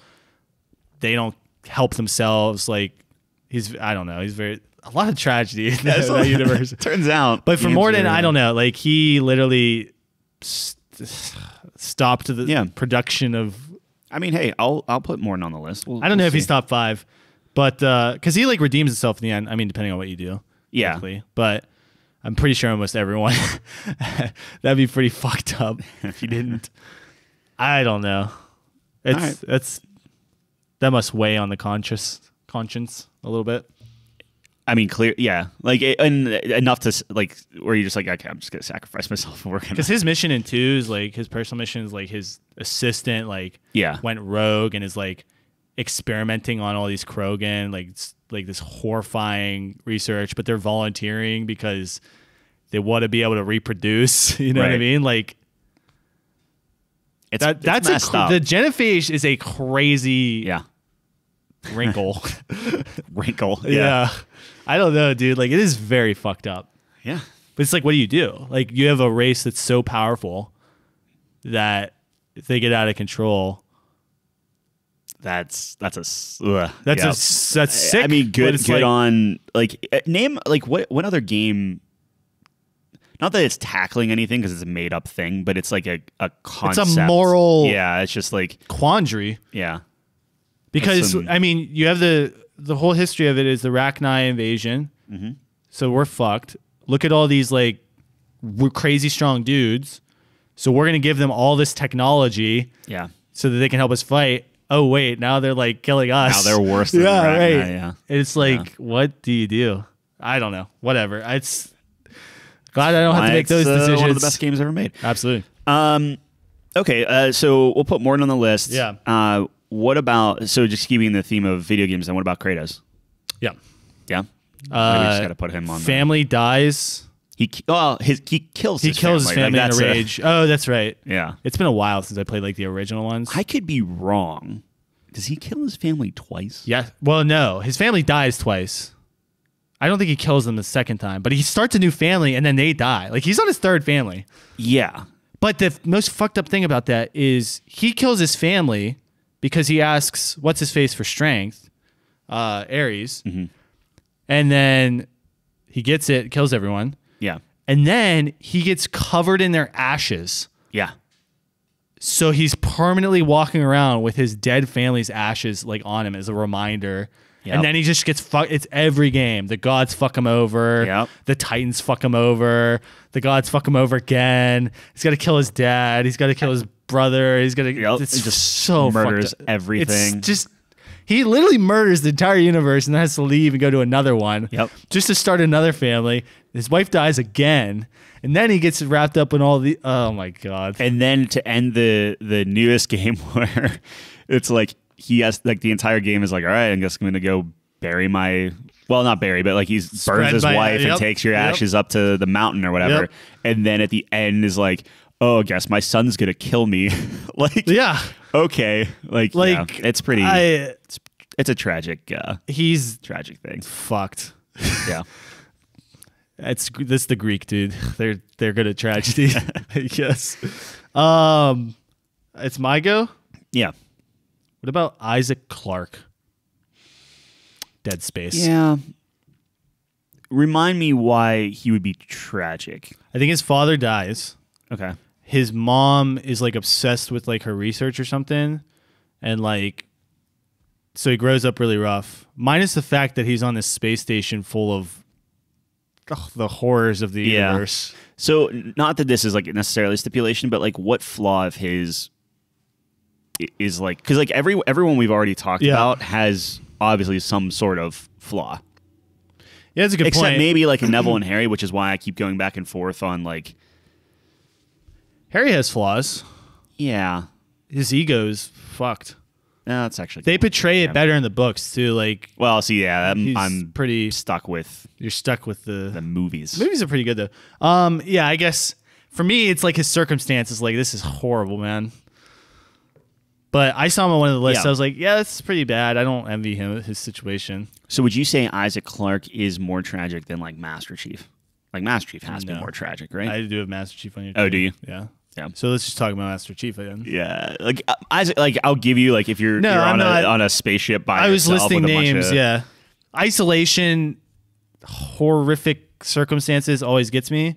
But if we're talking about like Master Chief, who is more or less isolated, but like, well, he's kidnapped as a kid, yeah, made into a super soldier, which is already like tragic trope. Yep. Like, and this is a big thing for me. It's like when you're so strong and you have the responsibility to like save everyone, right? Like, he's the savior of humanity. Yeah. And he like fails a lot and a lot of people die. And his best friend in the world, who's an AI, because he literally cannot relate to humans at all. That his closest relationship in the entire universe is a computer program. Yep. Just fucking and then he makes wild. a bad decision with her. So then, she goes crazy. Yeah. Wipes out the universe almost. Yeah. Like, what the fuck is going on? It's pretty tragic. It's rough. Like, he has like no humanity in him. Yeah, I think they try to explore that in Infinite. But it rings hollow. Yeah, like it's just like he's always like mission first. I'm a soldier. I don't know anything else. Yeah, even when he's trying to connect with someone, it's like, I didn't like I make mistakes. Like try to just stand up, and I'm like, it doesn't. Yeah, it doesn't feel good at all. Yeah, I like. I don't know. He's like, I don't know how you feel. Like, that would have been more powerful. Yeah, it's he's like, I don't understand it. I don't understand. Yeah. Well, we got to go. I didn't like that guy very much. Anyways, yeah, Master Chief's pretty good. Yeah, I know we're like there's just so many. How do you feel about Dom Santiago? Dom's pretty good. I think Marcus is worse? I think Marcus is more tragic. Dude, the whole thing with his wife. Oh my god. Yeah, I feel like we don't. I know that was kind of like a one note thing for Dom. Like, he's like, I gotta find my wife, and like, okay, but at the same time, like when you look at Marcus's father and mother and Dom, and he's just constantly seeing, like, he's around longer. Yeah. Look at his son. Yeah. Like, you can literally, he could lose his son. Yep. Like, that's to me, that's Marcus way has more tragic. Been through it. Yeah. That's a bad universe to be in. Yeah. I would put Marcus on the list before Dom. All right, we can do Marcus. Yeah. Yeah. What about Jesse Pinkman? Yeah, Jesse Pinkman's fucked. All right, we'll put him on. I mean, he just gets used by everyone. he just every time he finds love, she dies. Yeah. I don't know. He's just very unlucky. Yeah. He's like a not good great. person too, like Yeah. deep down. And he's just in this life that's like Again, his own choices. Like it's not No, of course he has many flaws. Yeah. But one of the greatest ones being how naive he is. Right. And you just happen to be with like one of the smartest, most chaotic people ever to live. Right. And then on the other side, like he just gets you, like that's the thing. And then not even like at the end of the show, he's like a slave prisoner cooking meth all day in a sewer grate. Yeah. For like a year or something, or months or something. A long time, yeah. Like, because there was like a fast forward, and that's like, what the fuck? Yep. Wow. He's on my list. Like the scene where Walt tells him like he let what's her face die. Yeah. Wow. Yeah. It's just like hey, what? Just break, emotional, man. Just getting stomped. Just curb stomped. I have a pretty good one. Yeah. Gollum. Yeah, Gollum's very good. Actually, I'm surprised I didn't have him on here. Gollum is rough. Greed. Greed's a big thing, and then he just goes insane. Yeah, kills his friend. Yep. Just absolutely loses all sense of humanity, quote unquote. Yeah. He's a hobbit, but just becomes enslaved just to a a ring and loves something, and just is all so the way to tied the end. It. Yeah, literally burns alive in is so lava. addicted. Yeah. That he will kill himself to hold the ring for a split second. Wow. Yeah. That's your last meal is a hobbit finger. Oh, yeah. That's also true. He's so disgusting. Batman? I think Wolverine's more tragic. Really? Yes. Just because he lived longer? He's like immortal. Yeah.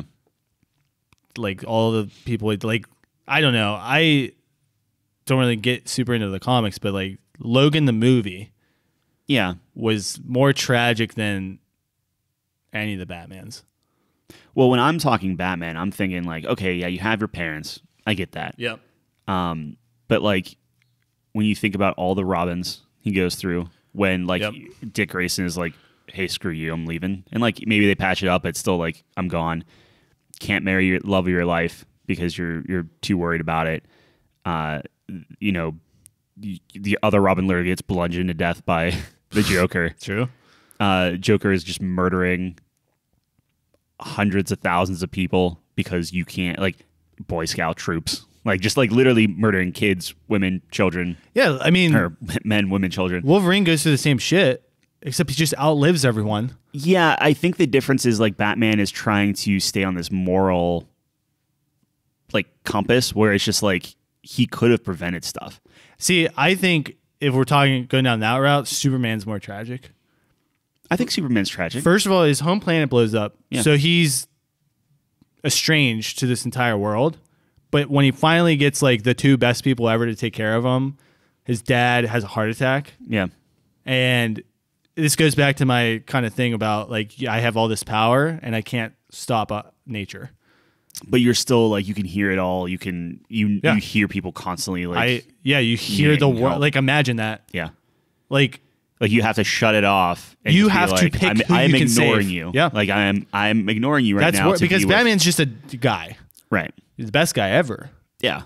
But Superman has so much more ability to save, and he has to prioritize, and he has to hold back. And even like think about this, the struggle of his morality, where like Superman could wipe out the earth if he got frustrated and like I don't know, like an injustice situation. But right? I guess how much of that is tragic versus like with Batman. I feel like Batman is more personal than Superman. Like, yeah, Superman is actively like has to ignore people to have a life with Lois or just live or whatever or like do his job. Like, yeah. But with Batman, the way I view it is people close to him, which is very few. Like, he doesn't let a lot of people in his inner circle, but like the people that get close die, and the fact that he is not willing to like put down the Joker that just murders everything. Like he just murders everyone. Yeah. I feel like there's more of a relationship there where like Superman will like stop people. I guess maybe with like a Lex Luthor thing, but Lex Luthor doesn't really like.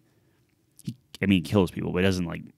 Well, what he's about not like Joker. Fucking Darkseid, just enslaves planets. But Superman would fight him and try to like kill him, right?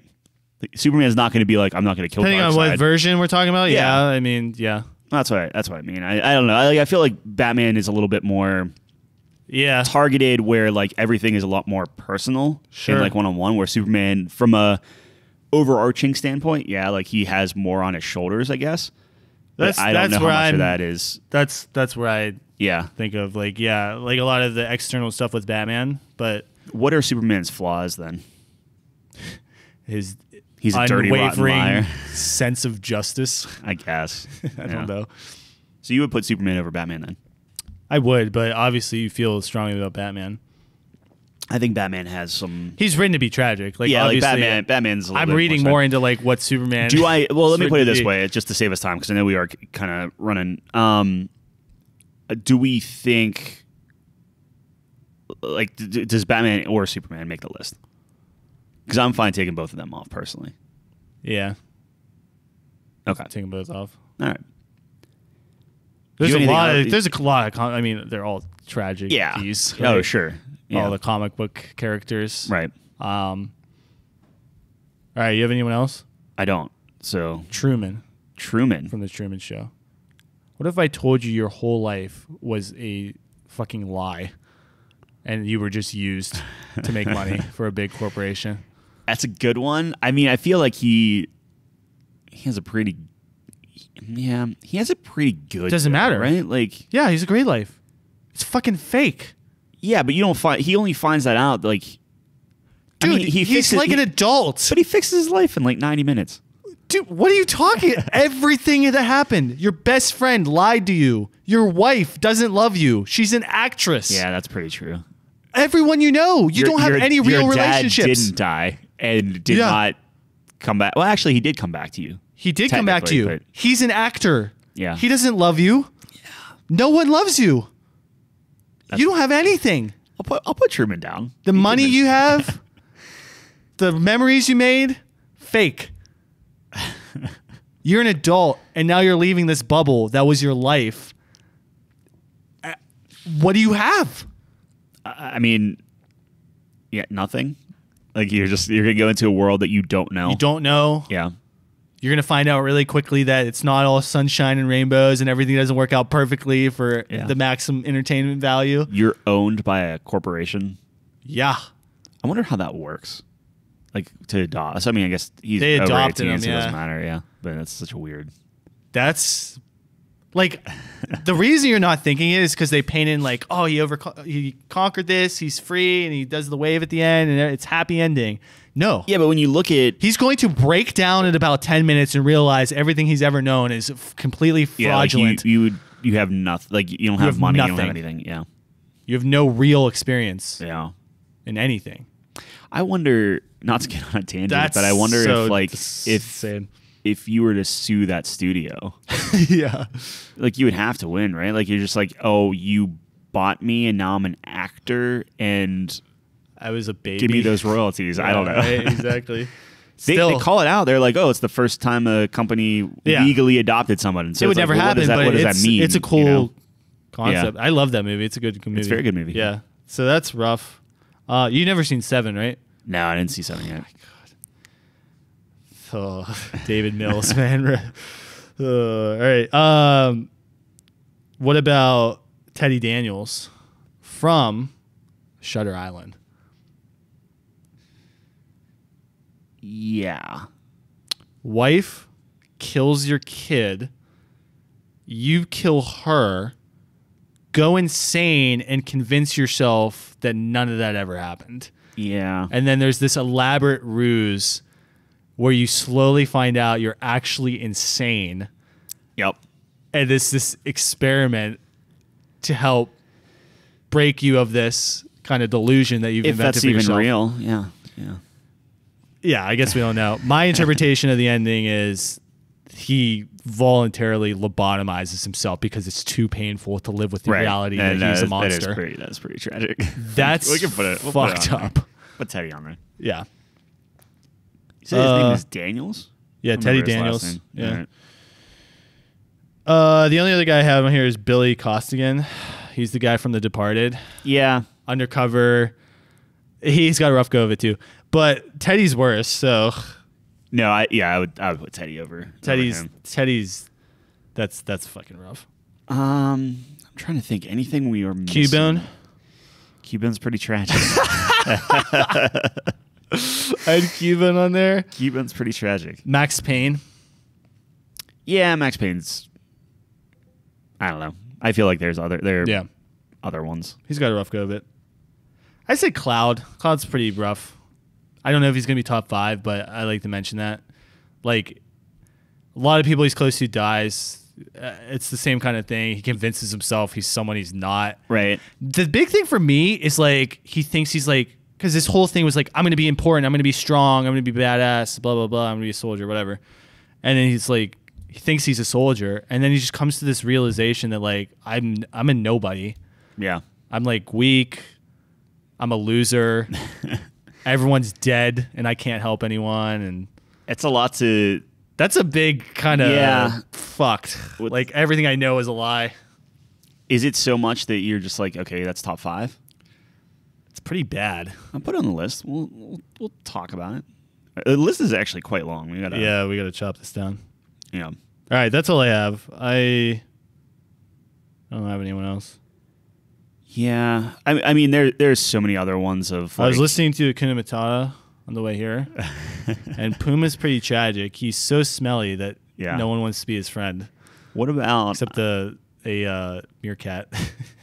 Yeah, but at least you have a friend. Like that's the thing. Is exactly, it's not going on the list. Like it's just. But imagine just being so stinky. Yeah, but he eventually, like I don't know, he finds it. They deal with the stink. I view that on the same level as like everyone has that awkward moment in elementary school or grade school, like like just something where it's like you do something where like you're seen as outcast. Like yeah I don't know, I just thought it was funny. What about Harry from Armageddon? No? Okay. All right, you want to go through this list? From Armageddon. Yeah. Oh, what about Will Smith when he's the last dude on Earth? Yeah, I was thinking about that whenever you were talking earlier about like the zombies and stuff. That's pretty rough. I still think Joel's worse. I think so too. Wow. Fucking Joel, dude. I mean, he had to put his dog down. It's sad. I get it. But yeah, whatever. Dude, being the last person on Earth is just horrible. Yeah. All right. We're missing a ton. But no, I mean, we could keep all right, that's what we got. Okay, so we have Eeyore, Jesse Pinkman, Anakin Skywalker, Doctor Who, Joel, Ethan Mars, Sansa Stark, Neville Longbottom, Harry Potter, Morden Solis, Kratos, Master Chief, Marcus Phoenix, Gollum, Truman. Does Truman have a last name? Truman Show. The Truman Show. Teddy Daniels, Cloud Strife. That's actually not bad because I just put the first name for all those people. Not bad. Yeah. All right, so Eeyore can probably get next from the list. We'll take Eeyore off. I actually might have a late mention here. Yeah, I'd be remiss if I didn't include an anime character. Okay, so I'm surprised no anime made it to, because I was trying to think of that, and I'm like, Krillin? Is Krillin tragic? So in Naruto, there's like a million, but Itachi has to be the most tragic, in my opinion. Okay, I'm going to try to explain this in 30 seconds. Right. Essentially, he's part of a clan that's super strong, so the nation kind of ostracizes them, not in a way where they're like second-class citizens or anything, but they're like, oh, you guys you can be part of the police force or something, like a menial kind of thing, because they're afraid if they all work together, they could just rise up. Yeah. Pretty much the rivalry goes back to the inception of the nation, where one of the guys is like, they're descendants of him and they kind of have a rivalry, whatever. So essentially, this clan is planning a coup for the nation itself, okay? So the chief of the clan, his eldest son, is in the special forces for the nation. And the leader of the nation is pretty much like, okay, we know that your clan is planning a coup. You need to stop them. Okay. So this guy loves his country so much, Right. and for the greater good, slaughters his entire clan, everyone, because he's like a prodigy. So he's like, he just kills everyone. Yep. Men, women, children. And then you have this scene where he's like sitting there in front of his parents after murdering everyone, and his father's sitting there, and he kills his mom first because he doesn't want his mom to see him kill his dad. And then his dad's like, I'm proud of you, son. And then he chops his head off. And then he turns around, and his little kid brother is sitting there. Yeah. And then he can't bring himself to kill his little brother. So he convinces his little brother that he killed everyone because he's just evil. So his brother can train his whole life to kill him and exact his revenge and like complete this. I don't know. It's fucking wild. I remember you telling me about that like before, and like that's pretty tragic. And he has to live out his rest of his life. He like joins the evil guys so he can keep track of like them and what they're doing as like a undercover kind of agent. Yeah. But it's like, so do you find that out? You said that was Naruto, right? yeah. Do you find that out in like the beginning? No. So that's like the big reveal at the end. Yeah, Sasuke's whole thing is like, my brother killed everyone I know.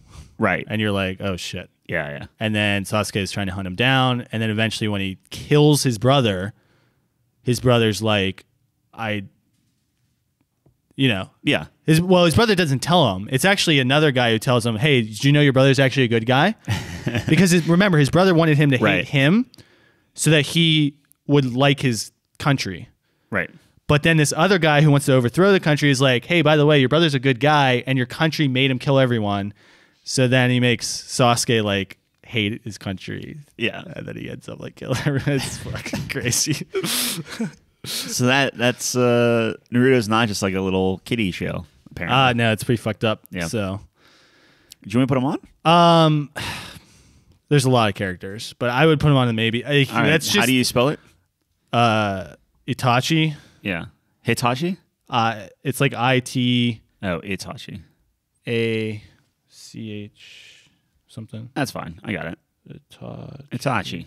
Yeah, It's like the magic ITACHI. wand, but without the H. All right. So All right, we can chop Eeyore. Eeyore's gone. Sorry, Eeyore. I feel bad for Eeyore. I'll take off Doctor Who. I think that's like How a special strongly do mention, you but- feel about? Well, if you're gonna take off Doctor Who, then I'll take off Itachi. I mean, No, because I fuck think do you care Itachi. about? Like, dude, let's leave it the on way for a you were second. describing Doctor Who, I'm like, this is incomprehensibly tragic. Just because you have like 13 lives. Fate of the universe, like, you die, and then everyone assuming like the relationships you make in your life, people you just people lose- leave you yeah, and you move on, and and then you go to a different, and you have to start all over, and you retain your memories. Yep. Correct? Yeah. yeah. Yikes. Yeah, it's like you're in your. bueno. It's almost like you're like an out of body experience. You're a new person, but still knowing everything. Right. Else. So you start like losing it. Jesus Christ. I'll leave it up to you, man. All right, let me keep it back on because the more I think about it, Yeah, it's dude, like, he's pretty. You did a tragic. pretty good explanation of that. Like I said, just because I haven't seen it, I don't want to stop it. Like knowing your death, knowing where you go to die, Yeah. know it like where you're just like, I'm never going there How do you- ever. yeah, how because do if you- I go there, I'm dead. how do you and then deal it's just with like, that? hey, guess what? You got to go there. you have to go there. Constantly oppressed by certain aliens. They're trying to constantly like take over the world. Yeah. Like, yeah. What do we feel about Ethan Mars? Yeah, we can chop him. I feel like Yeah. he's tragic, but at the same time, I feel like Well, we're talking about universal stakes. a lot of people are losing kids and stuff too. Yep. Not to make light of that. Let me see. Okay, so just to keep Jesse Pinkman, Anakin, Joel, Doctor Who, Sansa, Neville, and Harry. How do we feel about Neville and Harry? Top 5, probably not. Okay, It's pretty tragic. I would though. say maybe you can make a case for Harry, but I feel like Harry goes- Neville's parents, sure. Like I didn't know about Harry that. goes like, through just a bad time. Yeah. Yeah. Yeah, he has a Do you feel bad few years. Do you think he top 5? compared to some of these? No. Okay. Yeah, me neither. Generally speaking, I think the stakes are just too big. I don't think it always has to be stakes, but I shouldn't say state, but like similar issues. yeah, I think he has enough good. Like he's got a good support group Yeah, that. he has some good time. I mean, look, if he's super trash, like he still plays some Quidditch. He still makes time for that. Plays sport. Quidditch. He's like really good at what he does. Yeah, You know. Gets to marry his love. Yeah. Like Jesse Pinkman does not get to marry his love. Jesse Pinkman goes through two. Yeah. Sees a child get poisoned. Yeah. Gets held captive. It's a more grounded thing. So we're talking about stakes. Like this fate of the universe. Like Jesse Pinkman's like very much like Jesse Pinkman has to kill a guy. Yeah. A very nice guy. A very nice innocent guy. Yep. Kills him. Yep. Right in his face. Yeah. Has to live with that forever. Walter doesn't. He's dead. What does he care? Yeah, allegedly. Oh, wow. Can you imagine? I mean, you don't see him die. Yeah, you do. Not die. What? He's like laying there. So he's either dead or in prison because the cops are there. Right. He's dead. Sure. I mean, is that a theory? There's no way. Look, man, until you see him buried, like they left it open where it's like, if we wanted to bring him back, they could do it. I don't think so. Disagree. They could do it. They could. I disagree that the door is open. Maybe a crack. Dude, you have a car drive up and you just see him being dragged away, and then you don't know who has him. The light has left his eyes at that last scene, in my opinion. He is dead. He's gone. Sure. And then you just hear clear. There's like a whole pool of blood. He's like missing all of his blood. Oh, I'm not saying it's and then you hear clear. Yeah. It's a suspension of disbelief. Or belief or whatever. Yeah. Jesse Pinkman, I think, belongs on the list. Like is a lock on there? I'll give you that. So, dude. Yeah. He is. I'm looking at some of these. So you make a very compelling argument for Truman. Dude, I couldn't imagine a worse nightmare. Yeah. You wake up tomorrow and you realize that Chelsea's fake. She's an actress. Yep. Your parents. Yep. Yeah. Nope. They don't care about you. They care about the paycheck they're getting. So there are plenty of times where I'm like, do I know? Like the fact that you're bringing that up, right? Yeah. I'm like, yeah. Are you fake? Is this podcast fake? Are you just telling me this to try to like get you away from think about it? Yeah. Is this my subtle way of warning you? Just that they blinking. are holding my family you're captive. Like, hey, I don't want to do this podcast anymore. I'm gonna go join the military, and then we just disappear. Never see you again. So, like I said, he's leaving that bubble. Yeah, and he's having a mental breakdown in about 10 minutes. So do you think Truman's a lock on a top 5? I make a pretty. I don't know. I think so. Yes. We'll play around. We'll see how that. Dude, no one else. At least everyone else on this list has real experiences, real loss, real relationships. Marcus Phoenix had a best friend. He died. That sucks. Yeah. But at least he had one that actually cared about him. That's true. At least he has a son. Truman has nothing. Yeah. He has nothing. He is nothing. Is he even real? I guess to be fair, he is one of the most popular people in the world. Yeah. So now he can't relate to anyone because he's some sort of object that they've been looking at you for. Look, man, you make a compelling. He's going to go the rest of his life with complete trust issues. That's true. Who is he going to fucking trust? Yeah. Except the girl that like tries to break him out. Yeah. Like that's his only real relationship. Right. Okay. Until the government goes after her. And I don't know. It's a whole conspiracy. Put him on the list. So right now, Jesse Pinkman and Truman are on the list. Are you saying then we take like Marcus, Master Chief? Yeah. Those guys off? Right. I would be more inclined to put Master Chief on if they did him more justice in Infinite. Yeah, I feel like, I mean, granted the books and everything kind of dive into a little bit more and stuff, but I've always said this, his childhood, like if we get to see a little Chief running around playing with bricks and then just gets nabbed. Oh my God. So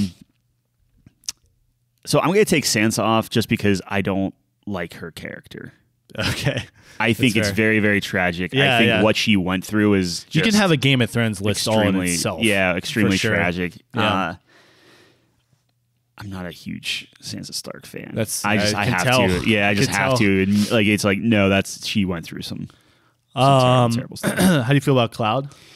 I think you made better arguments for just about everyone else. Like you have Cloud doing like everything you said, but I don't know.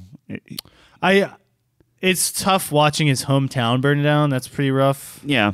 Aerith dying right in front of him. Rough times. Yeah, but I guess maybe that didn't like hit me as much just because it was like, all right, well, you knew about it first. Tifa. Yeah, well, you have to think about it from his perspective. He thinks he's Zack. Yeah. So that's why he's enamored by Aerith, because like Zack was like in love with her or whatever. Yeah. So they're like a part of him, like obviously it's like, you know what I mean? Right. So when she dies, it's like, oh fuck. But is it as tragic? Not that we could have both, but like, is it as tragic as killing your family, wearing your ashes, killing your other family, killing all the gods, having your wife die, having Kratos is a lock. I just wanted to. Well, there's 2 spots left. Yeah. How do you feel about Cubone? So, well, Cubone's off. Okay. Yeah, we'll take Cubone off. That's tragic, but so wearing your mom's skull is pretty rough, dude. Yeah. Oh, yeah. Not as bad as your family's ashes, I suppose, but I would be okay taking Joel off the list too. Tragic, but yeah, as tragic as some of these other ones. How do you feel about Anakin? The more I think about it, the more he's just like, you're just a bad dude. Yeah, it's he got used, he got manipulated, but he just bought into it at some point, and then he just went full. He's like, fuck it, I'm just evil and like now. Yeah. It's not like Kratos, who's like, I know I'm a monster, I would need to do better. Like he's constantly fighting, battling himself. Yeah, it's like. To an extent, I mean, Kratos isn't a good guy at all. No, but at the same time, he wants to be better. Yeah, or that's the whole message in like the new God of War. It's like, Atreus, we need to be better. We can't continue this fucking cycle. He wants something to. I mean, the fact that you're like, okay, I guess I'll start another family. Oh, okay, I guess I'll start another family. He's looking like it. Yes. That alludes to the fact that he's searching for just something. Wants peace. Yeah, and he cannot find it. Whereas Vader's like, nope, I'm evil. I will full send. Full send, exactly. So I think you feel less bad for him.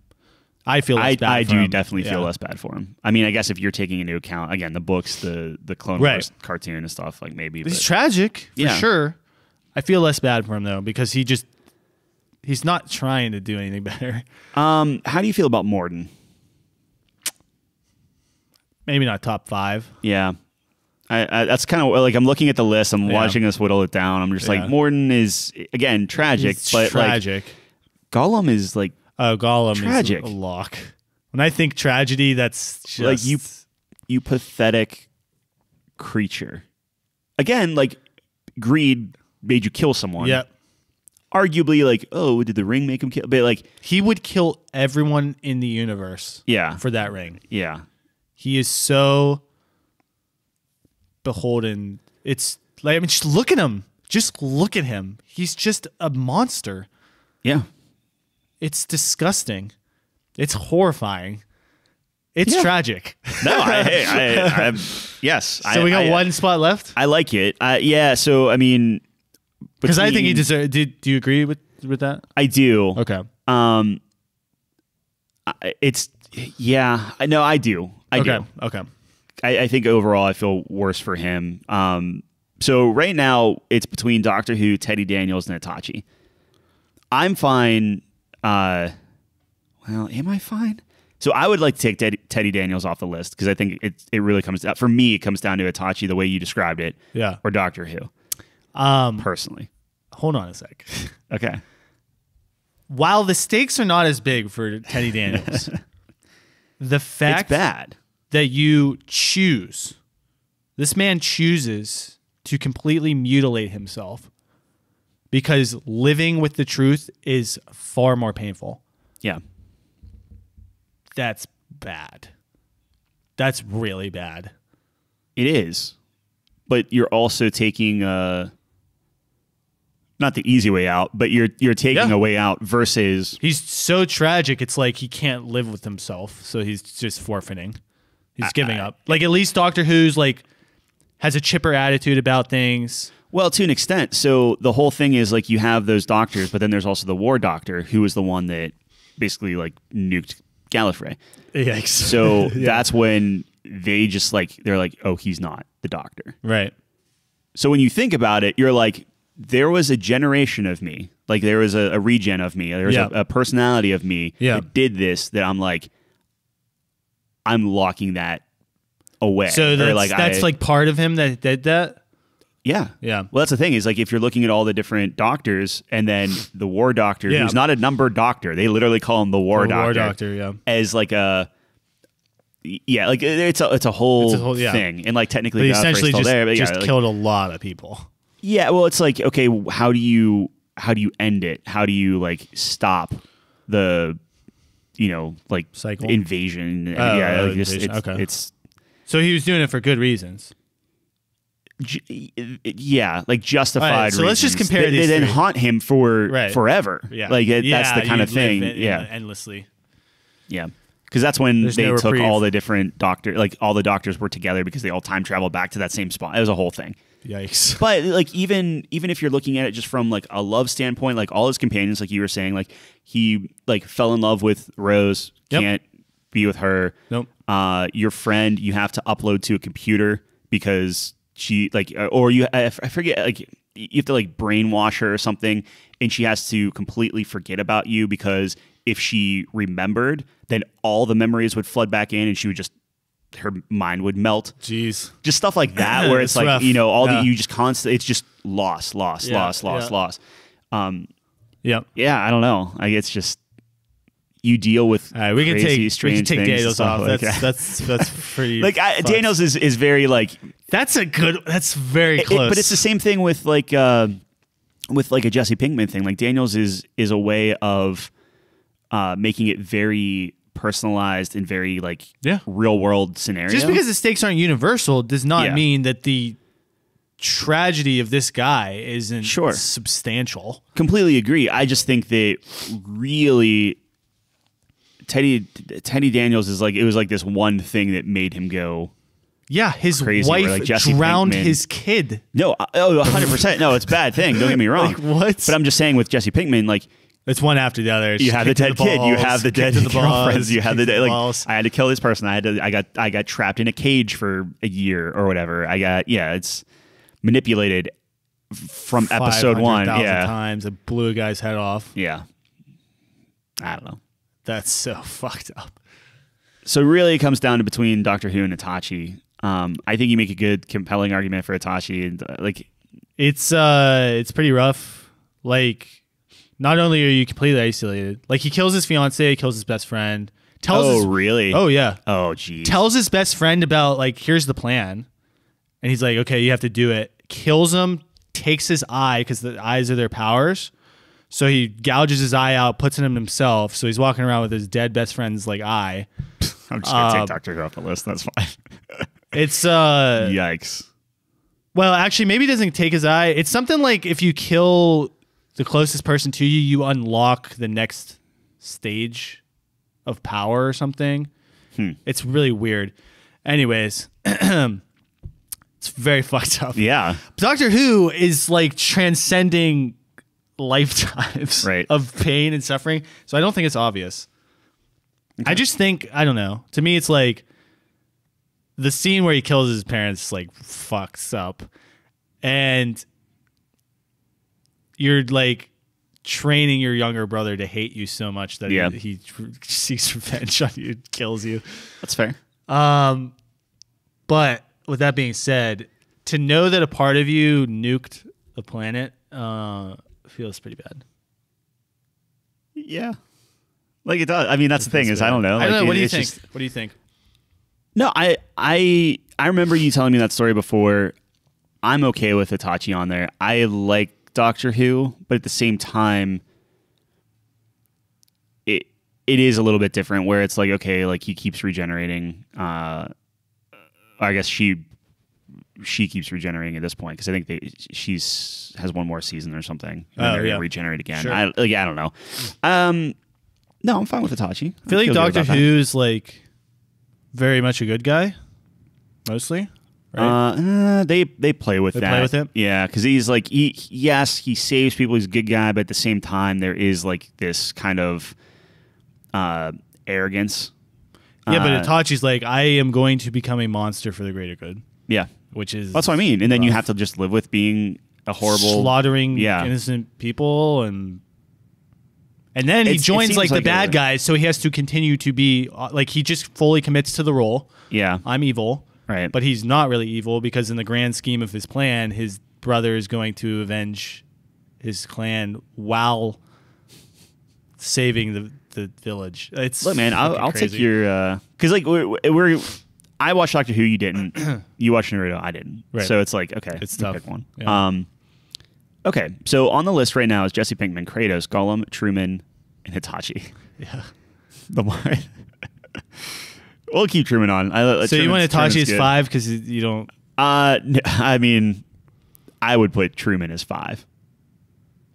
I know you really like Truman. I'm telling you, how can you insane. look? I'm not saying Truman wouldn't go through some shit, but how go through some shit? How could he? I think there's a high likelihood he fucking kills himself. Sure, but I'm not just brushing that off, but like yes, but yeah. I feel like the way you talk about Itachi, where it's like you literally murder everybody. Yeah.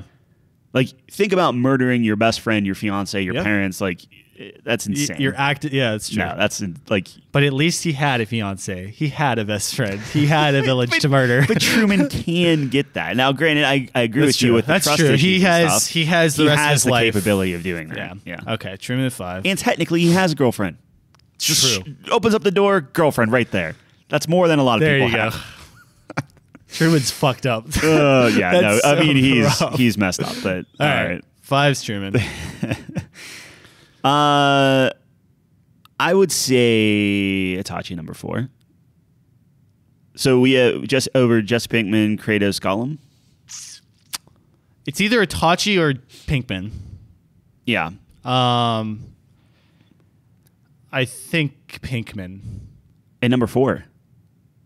Because, like you said, do you feel throughout the course? Let me put it this way. That's true. You know, that's feel great. Worse for Hitachi. Once you find out, you're like, it just hits you all at once. Whereas yeah. Pinkman, it's just a slow IV drip of holy. Yeah, God. like the entire series is just like let's just keep curb stomping this poor guy. Like you feel bad for Sasuke because you're like, oh man, your brother's a dick, and then you're like, oh wait, no. You're a dick. Your brother's yeah. Okay. Itachi's good at 4. Yeah. Yeah. Because I mean, like, he still is like, oh, I'm part of the bad guys. It's kind of like the Anakin thing of like, I'm Darth Vader now, and like, yeah, but you like, have to. Oh, I never wanted to be this. I don't want to. The be bad this. guy's goal is to kidnap these children with demons trapped inside of them and sacrifice them. So that you anime nerds. I'm telling you, dude, it's fucking crazy. You're kidnapping these kids, killing them so you can get the demon out to get all the demons and create pretty much a super weapon to destroy the world. Pick any wish you want. Is that yes. Right? Yeah. Okay. Pick any wish you want. There's rules, I think. Look, if you think no, I think you're right because exactly like as tragedy, like. It's the whole shit. It's just one after the other. It's bombardment. Right. Yeah. I agree. Tachi, I'm good at Tachi 4. I'm just saying that dude's tragic. Do you so this is going to get kind of interesting though. Yeah. Because out of Jesse Pinkman, Kratos, and Gollum, I feel the least bad about Kratos. Really? Yeah. When's the last time you played the first games? Oh, quite some time, but dude, it's like, hey, I'll help you out, Kratos. Hey, I'll give you power, Kratos. That's true. Hey, here's what you want, Kratos. Stabbed in the back, stabbed in the back, stabbed in the back, and then Kratos has to crawl his way out of hell, kill his father, kill everyone. It's fucking crazy. It's just disgusting. Fair. I guess it's fair. Like Athena, like, oh my god. So what would you say number 3 is then? Is that where Jesse Pinkman comes in? Yeah. Yeah. This is dumb. These are 3. Yeah. No. Okay. Let me move it down. Let's see what this looks like.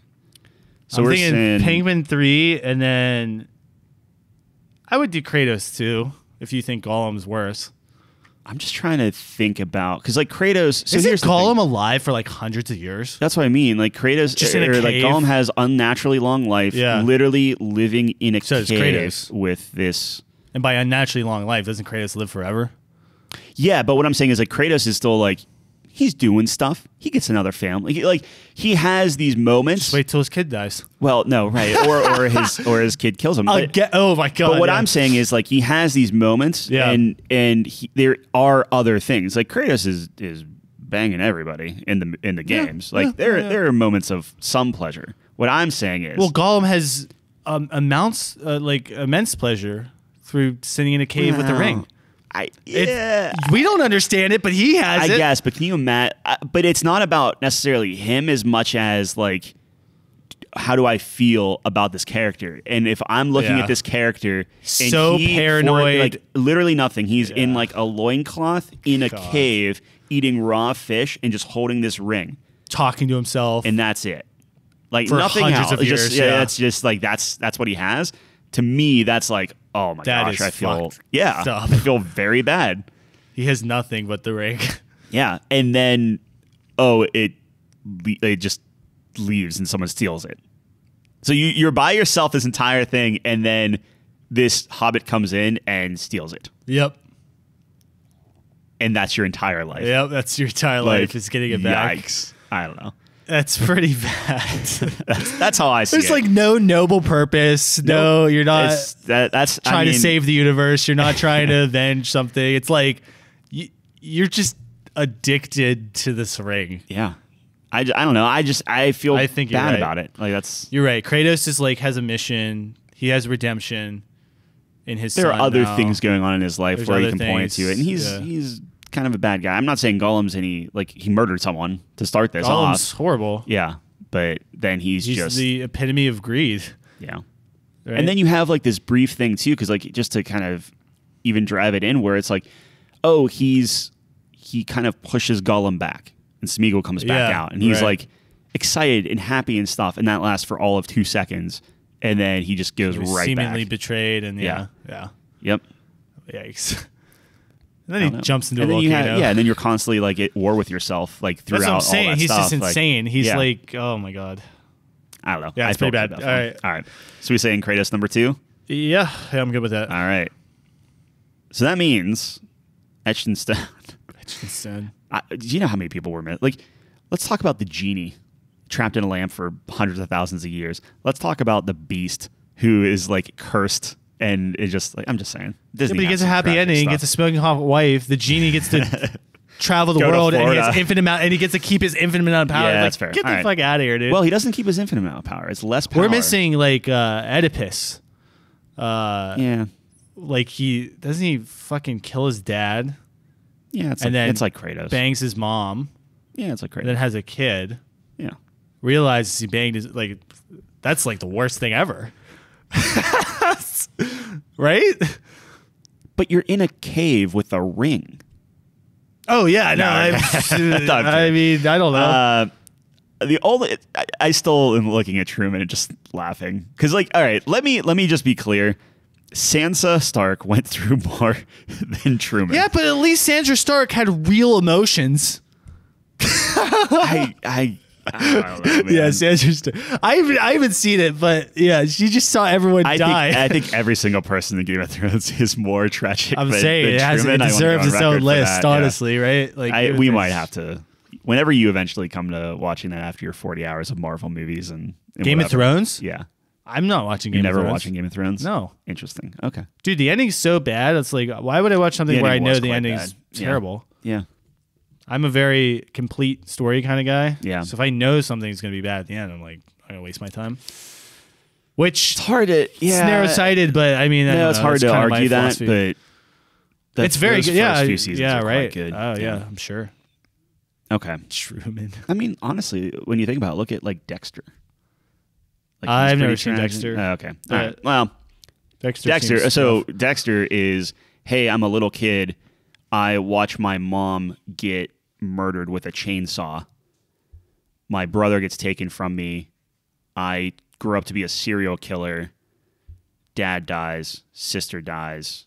Wife dies. Like literally everyone just dead as I'm killing people. Like that's a tragic person too. But wow. No, we're missing so many. Oh yeah, so many things. Okay. 100%. Putting all the missing people aside, as people will, I'm sure, flame us. Number 5, Truman from The Truman Show. I stand by it. Number 4, Itachi from Naruto. Number 3, Jesse Pinkman from Breaking Bad. Number 2, Kratos from God of War. And number 1 is Gollum from Lord of the Rings. Very much a couch company list. Yeah. Absolutely. Got some themes. Of course. I feel very bad for Gollum. I feel horrible for all those people. The real question is, would we feel as bad for Gollum if it wasn't for Andy Serkis's performance? Probably not. Probably not.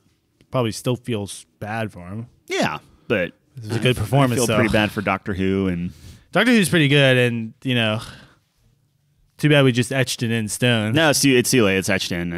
We're never going to talk about this again. But yeah. Absolutely. You made a good case for him. I'm surprised you... It's a culmination. If you go back the past maybe 3 episodes, I'm throwing you some bones because I feel like we're going to have this one meaningful, like, oh, we really disagree here. Yeah. As long as you kind of came out on top on a few of the more recent ones, Sure. then I feel pretty good about that. Hey, man, I'll take it. I like bones. Play the long game. No, I agree. Like you made a great case for Itachi, and I can't fathom that. Like, Well, I meant over Truman, but yeah. well, Truman, whatever. That's all right.